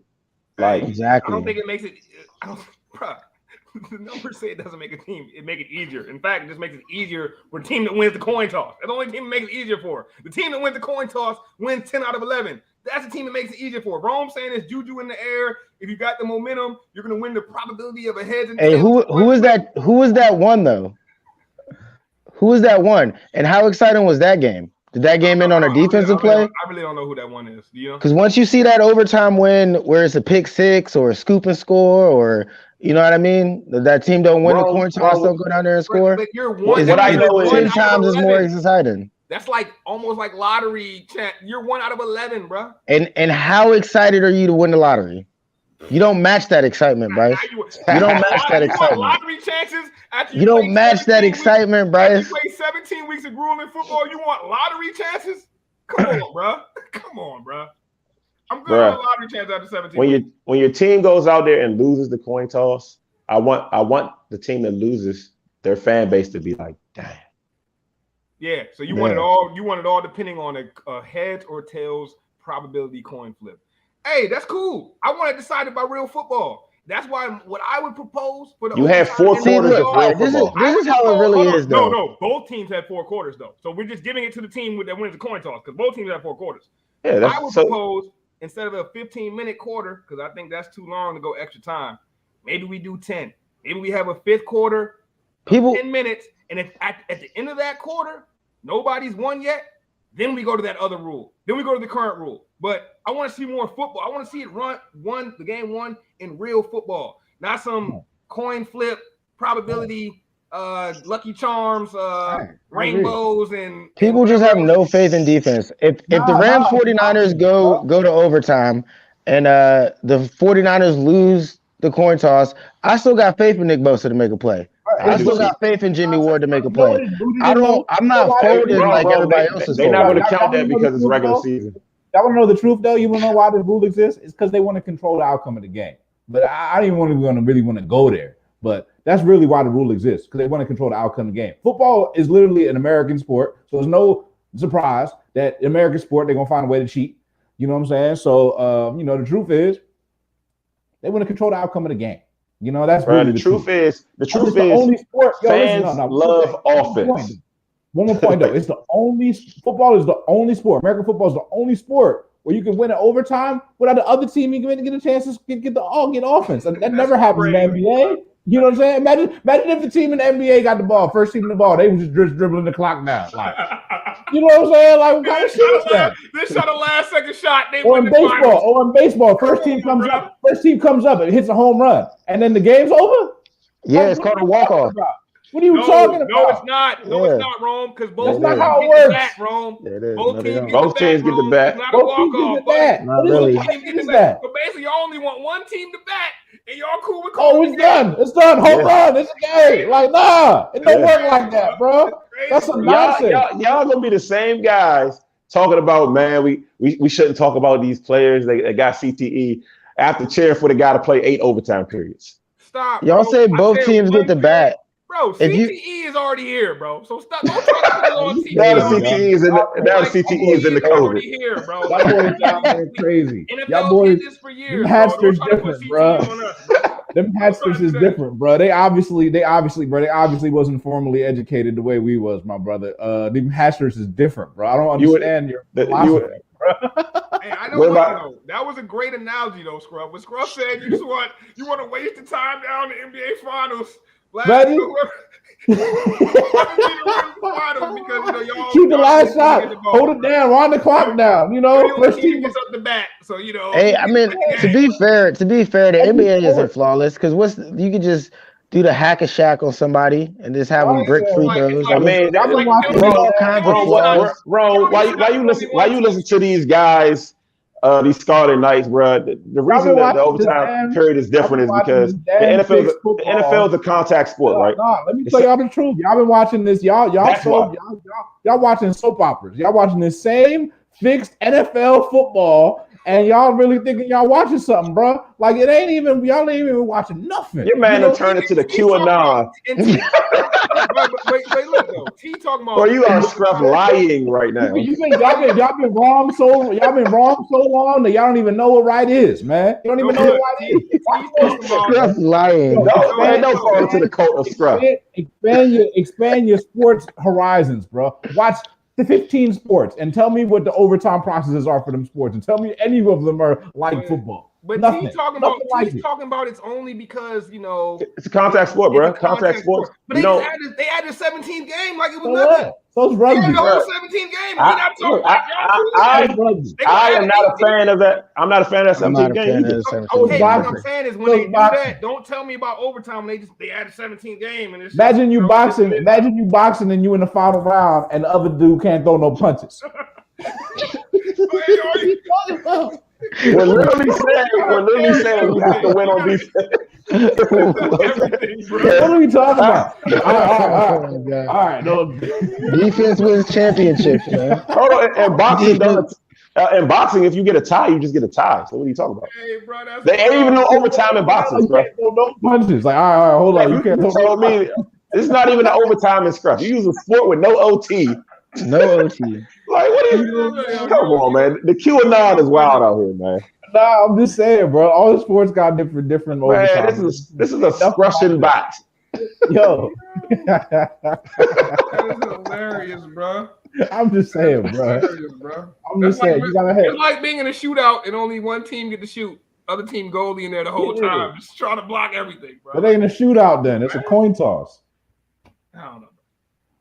That's a hell of a conversation though, because all right. I really didn't expect y'all to think that way. I'm really amazed. I didn't either. I ain't gonna lie. Look, my final take on this is everybody complains about it, but if Washington and Philly goes into an overtime and Washington wins the coin toss, scores a touchdown, Bryce ain't gonna have no problems with it. Philly ain't getting the ball back. Bryce gonna call game. He's gonna be straight with it. You know why I'm not gonna have any problems with it? Because it's the rules right now. All I'm saying is, bro, the rule could be better, bro. If y'all think this is the best the rule could be, y'all tripping, bro. I think it's the best. There's a lot of rules that could be better. I think we should move the first down to 15 yards. Like where does that end? Oh, I disagree with y'all that. boys What I'm crazy. saying is there are a lot of rules that could be better. When there's real numbers that tell you that this rule could be a lot better, especially in the playoffs. Bruh, you said 11. You said, your entire sample size is 11. Only constant in life is change, bro. Accept it, bro. Years, bro. Catch with a cat. So in 12 years, our offense. So less than one time a year, and we need to change the rule. So when our offense is struggling and they can't score touchdowns, do those teams lobby to get the field goal changed to 5 points from 3? Y'all boys really programmed that hard, man. God bless y'all, The man. loser mentality, bro. We would all. I need the field goal to count for 5, man. We would all be My working. team can't score touchdowns. I'm gonna tell you what they should do, and That's what they're if they do change it to give both teams the ball, like they do in flag football, right? You can line up at the 10, the 2, the 10, or the 20. The first team that gets the ball, you win that coin toss. You pick where you line up at. If you want to go from the 20, you get 3 points. You want to go from the 10, you get 2. You're gonna go, you know what I'm saying? From the 2, you get 1. And then the other team gets the ball and they get to pick where they go from. And T, this is where I wanted to get to. You know what you're doing now, T? You're opening your mental, bro. There you go. No, bro, I'm just saying. Possibilities, my boy. No, there's always other possibilities. I mean, but I'm saying. So the real is accept that this isn't the best way. If the numbers are telling you, it really comes down to the coin toss and the winner of the coin toss. I'm not taking that. Difficult. Less than less than my mind is open to new possibilities. Y'all didn't present any possibilities that I what do you mean? All right, and I didn't even. I'm not present a possibility. And I refuse to take your 11-game sample as Bible. That ain't good enough for me. I need more than that. First of all, you shouldn't even take the Bible as Bible, but that's just another conversation. The rule was changed in 2010, bro. So since 2010, it's been 11 of them games since 2010, bro. 10 out of the 11. Bro, that's obviously numbers don't lie, bro. When it comes to that, like there's a reason for numbers. You can make numbers say anything. There's a reason. No, yeah, you can make them say something. Not made to say anything. But 10 out of 11. That number's a fact, though. 10 out of 11 is clearly skewed, bro. It's not 7 out of 11. It's not 8 out of 11. 9 out of 11. 10 out of 11. Yeah, but you did it out of the last 11 seasons. You did it out of the last 11 seasons. That's one per season. That's how long it's existed. Right. Hey, give me 20 seasons. So y'all go back another 9 seasons. Less than once a year. Happens less than once a year. Let's change the rule. Y'all need 20. I need go back another 9 seasons. Give me a bigger sample size. How about we use the entire season? Stop cherry picking the playoffs. And let's move to something else, man. No, but my whole point is that, if you use the whole season, you're dealing with a whole bunch of scrub squads. So it's like we're talking about the best. Every team in the NFL matters. Good, man. Like, bro, every game matters. Of the best in the playoffs, bro. It's the best of the best, and that's why. Man. That's a part of the reason why it's so cute. Boy, y'all should sell used cars, man. Y'all should sell 98 Toyota Camrys.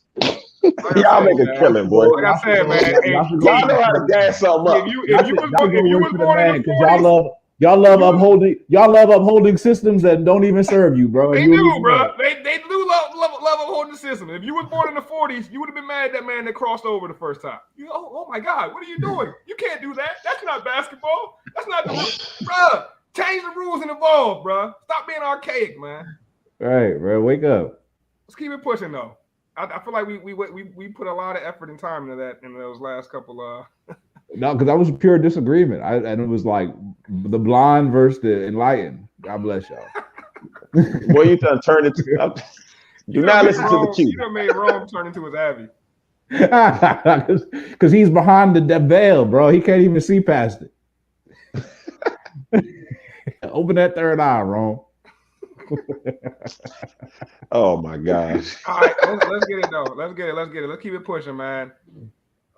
Let's jump to the NBA real quick, bro. It's getting late on us. We spent an hour and a half on the NFL. I feel like it was meant. I feel like we had to. I mean, biggest weekends in the NFL. But let's move to some NBA real quick, man. Let's start with these James Harden rumors that Scruff be finding, bro, from these Twitter names that I won't even mention. That wasn't the same John. It was Derek. Oh my God, bro. That was the worst Twitter name I've ever seen in my life. You had the nerve to put in the group. We used to have a reputable group chat, but now our group chat is going to shits, man. We got a scratch and bot, man.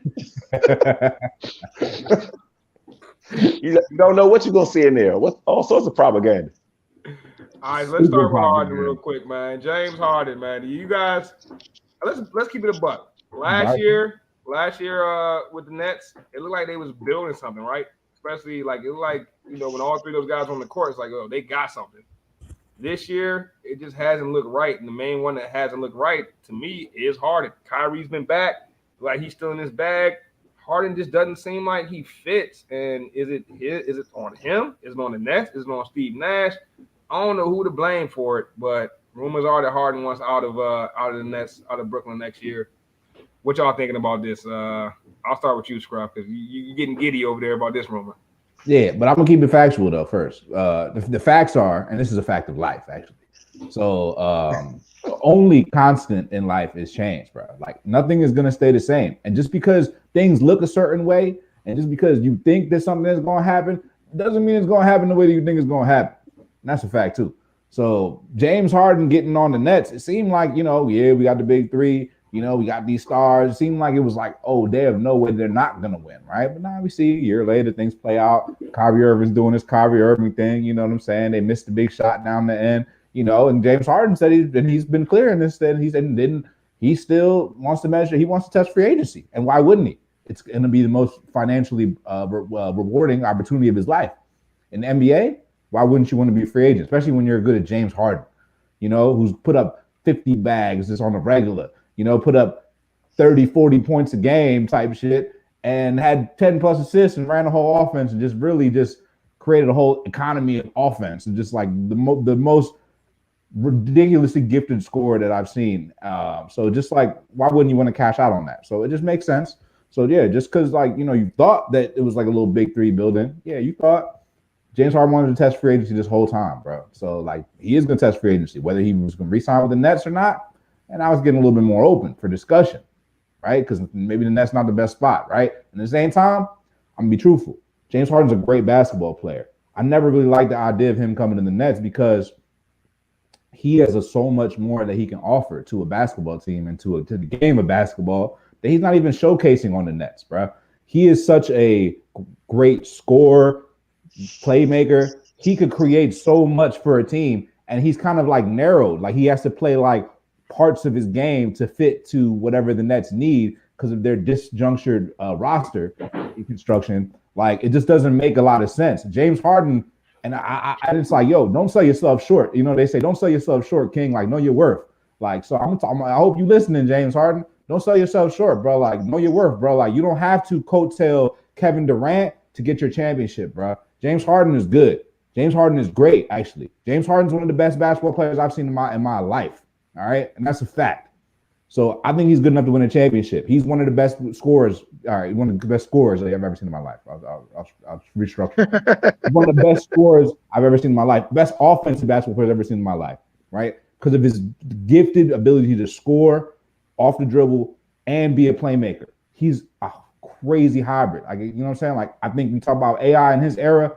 You talk about James Harden in this era. He's part of the evolution of the game, bro. He's selling himself short being on the Brooklyn Nets because he's not even able to fully offer what he offers. Now the question is he good enough to be a one on the team? We don't know. We've seen that on the Rockets. It didn't work out well for him, right? He had different sidekicks. None of the sidekicks were the right piece. You don't sidekick a guy who's a great scorer, would light it up for 50 and give you 10 assists with another guard that is ball dominant. Westbrook, Chris Paul. These are foolish combinations. What you do is you put them up with somebody that can actually complement. So you got somebody that can score from the perimeter and he can distribute the ball. You pair him with somebody wow, okay. You pair him with a guy like Embiid. Now you might got something. Now you might got something real interesting though. Seriously, because Embiid has never really had somebody that can do both. Ben Simmons is a guy that he can get you to rock, but when Ben Simmons is out there and Joel's on the post up and he's about to throw you the rock in the post, you got Joel waiting here and Ben's man's already leaning all the way back on Joel because damn well that Ben can't shoot the rock. You know what I'm saying? But you got a guy like James Harden out there. You can't play either one because you know what I'm saying? You got James and you got Embiid. And if James Harden's on one side, you got to pick and roll with Joel Embiid or he's going up in the post and then you slacking in. James Harden can make you pay either way with his passing and with his scoring. He's gifted. So I think he's smart to test free agency. I don't think this, big three thing, Bryce talked about it last year, to be honest, this whole big three thing, end of the super team era, it may be true. It may be true. And I'm happy to see it. I never really liked the idea of him being on the Nets. It was corny the whole time. But he was this close to actually being on the Sixers already last year. It was very close, actually. So I wouldn't be surprised, man. Daryl Morey, make it happen. Even if we got to listen to this Ben Simmons shit for a whole another year, I don't care. For James Harden, I'll do it. I don't even care. And Joel Embiid's the MVP, by the way. Right. So if James Harden was to join the Sixers, he wouldn't be the one. He wouldn't be the number one piece. He'd be the number two piece. If you're not anybody, he could actually have a little bit of respect.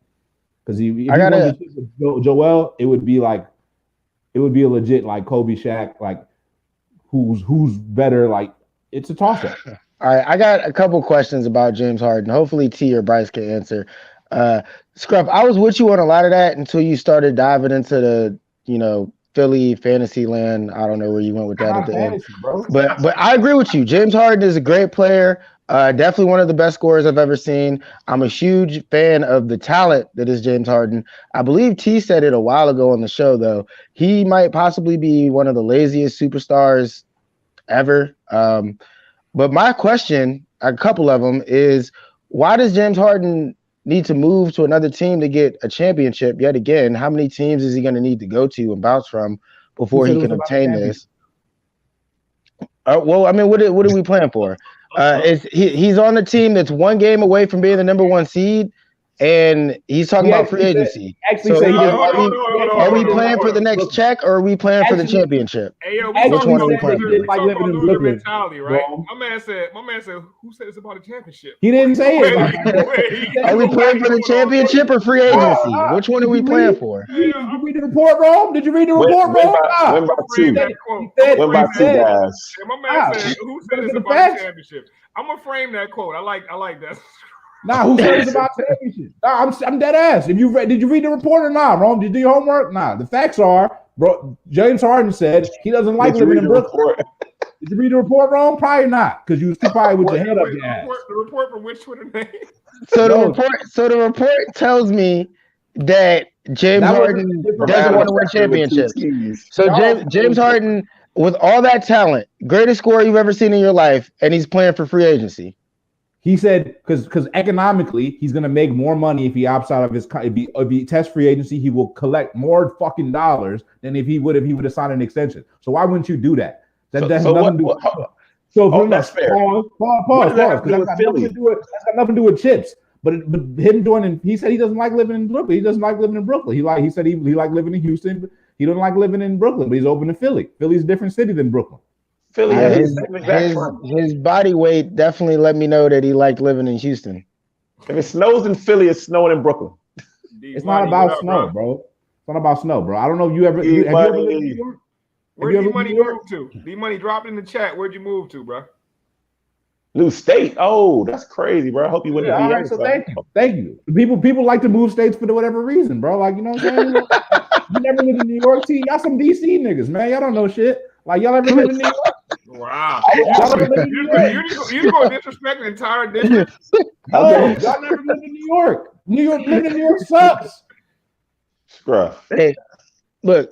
Scruff, you could have saved us 10 minutes and just got on your knees and said, please come to Philly, Harden. Whoa, wait. I don't know where you going with that. What do you mean, bro? That if that wasn't you lost me with the first couple. Bro, if that wasn't the equivalent of the sports equivalent, I don't know what is, bro. Like, look, if he goes to Philly, fine. If he doesn't, fine. It ain't about that. But bro, whether he goes anywhere, look, I think he'd be better off going somewhere where he's not going to be like, because you know how it is, bro. And you could be the first person. You said he's the evolution of basketball, and he needs a cycle. Yo, true or false, T? If they won the chip, he wins a chip. On his all-time legacy, you're going to taint his chip because he won it with KD. True or false? False. Yeah, false. You don't even believe that. I wasn't going to taint it when it was KD, Russ, and Westbrook. Yeah, KD, Russ, and Harden. You know, so I want to taint it then. I'm not tainting his big three chip. You a lie. You a whole lie. I don't hold him in the same. I don't hold him in the same esteem as I hold a LeBron. So I'm not holding Harden to that standard. But y'all do the same thing when we talked about Steph Curry. Harden isn't even as great as Chris Paul. KD. No, but y'all did the same thing when we talked about Steph Curry. Y'all did the same thing when we talked about KD. And we did the same thing. And you did the same thing when Bron won the chip the last time. Oh, it's COVID chip. All those guys are greater than Harden. So you mean to tell me if James Harden won the chip with KD, you're not going to discount it like against all time. We talk about all time guards, like great guards, like because he is one of the all time great guards. Like people, he's in the top shooting guards. But I'm not going to put I'm not tainting his chip. Like he earned a chip in the Big Three the same way a lot of other guys earned a chip in the Big Three. LeBron has only got chips in Big Threes. The Big Threes are in their coffin. When LeBron has not only ever got chips in Big Three. Stop that. You know what I'm saying? I'm living off the Harden. The Big Three is in the coffin, man. You're right, Scruff. I did predict that. The death of the Big Three. Like, remember how when Jay-Z tried the Big Three not in the coffin, bro. The Big Three. It's over for the Big Three, bro. It's not, bro. It's not. Name a Big Three. Name a Big Three. What do you mean name a Big Three? Like a successful Big Three? There ain't no more. No, name a Big Three right now. That's like we talking about Harden, Kyrie. We're talking about bro, with chips. T. We're talking that Harden wants the only thing that matters is if you hit. Right, Big Three, bro. If you don't hit, you don't get the chip. It doesn't matter. T. That's what you said 20 minutes ago, right? So what are we talking about here? Bro, Big Three's got the chip right now. I don't care what. Well, my man Giannis is him, Middleton, and Drew has turned into a Big Three, but that's not no goddamn Big Three.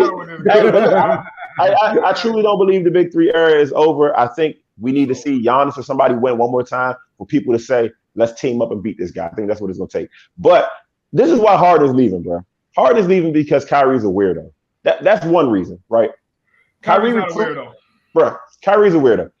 For a guy like, I say this in the group chat. Like y'all too, I'd imagine. A guy like Harden that hangs out with guys like Little Baby, you know what I'm saying? Gives them duffel bags of honey buns and all that. Like that type of guy thinks a guy like Kyrie is a weirdo. Wait. So Harden's not a weirdo because he hangs out with Little Baby and gets no. Kyrie might also check this out. Kyrie might also think Harden is a weirdo. But I'm giving you the reason why they personalities. But you literally called Kyrie a weirdo, so I'm saying like if you get I personally think they both weird. Baby, you would normally do. I personally think they're both weird. Right, cool. You know what I'm saying? If you ask in my opinion, I personally think they both weird. You know what I'm saying? Man, you wild, bro. You said dudes are on their knees begging and duffel bags of honey buns and shit. That might be the episode title right there. Duffel bags. My man said duffel bags of honey buns a normal homie to homie thing. I don't know. I did not say anything was normal. Hold on. No, I said Harden thinks Kyrie is a weirdo. I didn't say anything about who I think is weird. You asked me, I said I think they both. But look, this is the issue, right? Harden is used to being the guy, right? He left Russ, he left KD, he went to Houston. He was undisputedly the man, right? And probably the most popular guy in the state of Texas. You know what I'm saying? And Houston, at least, he's number one. He's the guy, right? You go to New York, you're not even number one on your team. You're the number 3 story on your team. You're probably number 15, 16 out of guys in New York. You're behind 50. You're behind Jay-Z. You're behind a plethora of other people. Harden is used to being a story, right? He's dated Kardashian before. Like now, your story is just basketball, Harden. And I think that is why, if he gets a ring or he doesn't get a ring, he's out of there. He's going to go somewhere where he can be the story once again. Philly is a market where he can do that. You're making some good points right now, T. I won't deny that. And you know what? I like Harden. I would never say I'm not a Harden fan. I mean, I'm a basketball fan. So you're a Harden fan. I feel like you're a basketball fan, at least of his game. But over these last couple of years, I'm starting to feel like Harden want to be in the mix. You know, he's getting duffel bags of honey buns. He's hanging with Little Baby. You know, like you said, he dated the Kardashian. You know, Harden be in the club. We know that about Harden. Harden be in the club. Harden might enjoy being a celebrity more than he enjoys being an NBA player. I don't know. Maybe I went too far with that. I don't want to be disrespectful. Maybe I went too far with that. But I think he enjoys both, bro. Somewhere on the same level. He's still a hooper at heart, I'm sure. Life has all. He also enjoys a celebrity life. You know, he definitely enjoyed that celebrity life, bro. Yeah. Wasn't Harden in one of them random Kanye videos that came out recently? Maybe. Was he? No, that was Floyd, Madonna, somebody else. I can't remember. But we didn't even get that. But that was a strange crew all together at once, bro. That was a real strange crew, bro.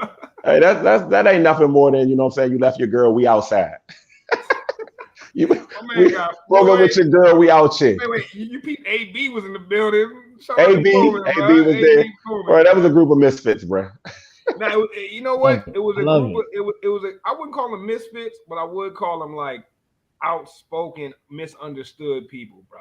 Like, you know, everyone there is greatness, and everyone there is misunderstood. Every single one of them is greatness. Like Madonna, people probably consider her one of the best singers of all time. One of the best. She went against the grain. What people? What people like Madonna, bro? Which people, Rome. I genuinely don't. Maybe their parents. Maybe those people's parents. Which people? Bro, maybe those people's parents, bro. Like Madonna, old as shit.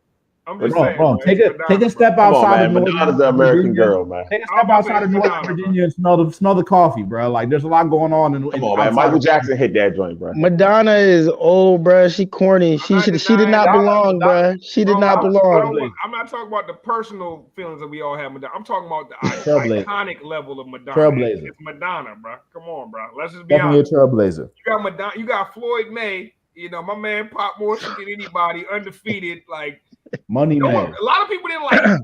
You know, that was one group of celebrities where I just seen it and I was like, damn, I don't want to be at this party. Like normally you see celebrities and you like, this shit look lit. I love to be up in there. I seen Madonna in that joint. I was like, nah, that ain't for me. That's the closest thing we got to the Super Friends. Hey, I'll tell you this, bro. You had a group of celebrities that are not rocking with the NFL overtime rule. That's all I'm saying, bro. That's all I'm saying. Nobody in that room is rocking with the current NFL overtime rule. That's all I'm saying, bro. Whole bunch of people that trying to, you know, they trying to advance. They trying to advance it, right? Innovators. Not you misunderstood when you're an innovator.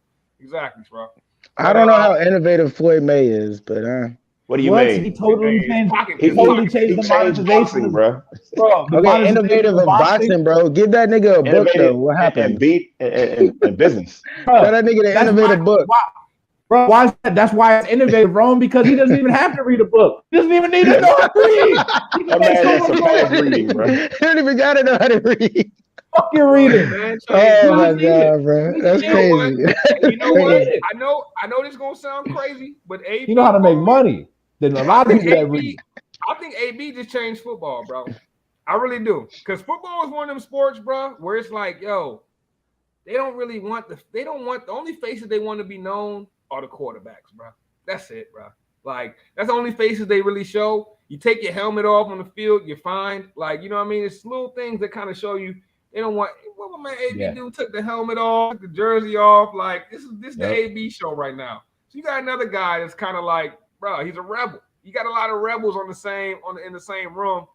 It was an interesting shot, bro. Real interesting shot, man. Shout out to you guys. What video was definitely that? A lot of rebels. You got a guy that lost his wife, a guy that lost his team. What video was that?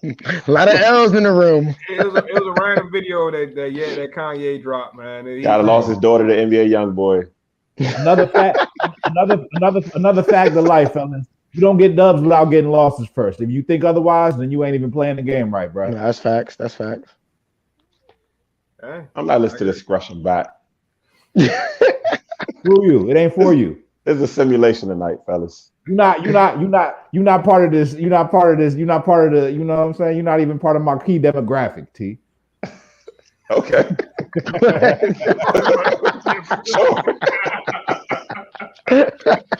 I ain't even looking for you, bro. We good. Oh man. That room was mentally unstable. Come that on. room was missing Fraser Crane. Be a wild dude, man. Be a wild dude, bro. Shout out to the room though, man. Like I said, man, nobody in that room is rocking with the current NFL. Everybody in that room was filthy rich, though. I know that much. Yeah, you're damn right. There's a lot of money under that roof, man. That's a fact. That's a fact. Hey, fellas, I think it's a good time to wrap it up, man. Hell of a show tonight. Hilarious, man. We had some real funny quotes. I think my favorite quote is the propaganda got him. What do you say about the chips, yo? Who said this was about a chip? Who said this was about a chip? I was dead off that one, man. I think we should title this episode, Who Said This Was About a Chip? Nah, I like the suitcase full of honey buns or whatever. Duffel bag full of honey buns. Check the group chat right now. Yeah. Check the group chat. Duffel bag full of honey buns. Check the group chat. That's wild, bro. Thanks, Harden. Yeah, what's really going on, man? 100,000 product. Duffel bag full of honey buns. Hey, I said I at don't the make beginning this of the up, bro. episode, man, like if this your Hey, first time listening, you definitely had to hit that follow button tonight. got to, That's bro. Got to. Yeah, bro. That's a good way to close us out, man. If you're not following us, we easy to find, man. We everywhere. You see our ats in the bottom left of each screen. If you want to follow the whole gang, man, follow at Good Ass Sports. Just like it sounds is how it's spelled, man. We on every social media platform. We here every Tuesday night, man. We delivering this show. The people love it, man. Shout out to my guy D, man. Good luck in South Carolina out there. Like I said, man, shout out to the Gas family on screen and off screen. It's one big familiar. Shout out to my guy G, man. We miss you tonight, G. G would have definitely added some spice onto this show. Yeah, But G would have over mine for sure. yeah, G would have been over here snapping tonight. But yeah, man, hell of a show tonight, fellas. Y'all know where to find us, man. You can find us YouTube, Twitter, Spotify. Where else are we at, bro? We everywhere. Apple. We everywhere, bro. Everywhere podcasts are found, bro. We putting that work, man. So rock with us. We got some new big things coming in 2022, man. 2022 is the year of the gas. It's the year of the gas 2022. So either get with it or get lost, man. Y'all know how we end each and every show. Sports for the culture. Sports for the culture.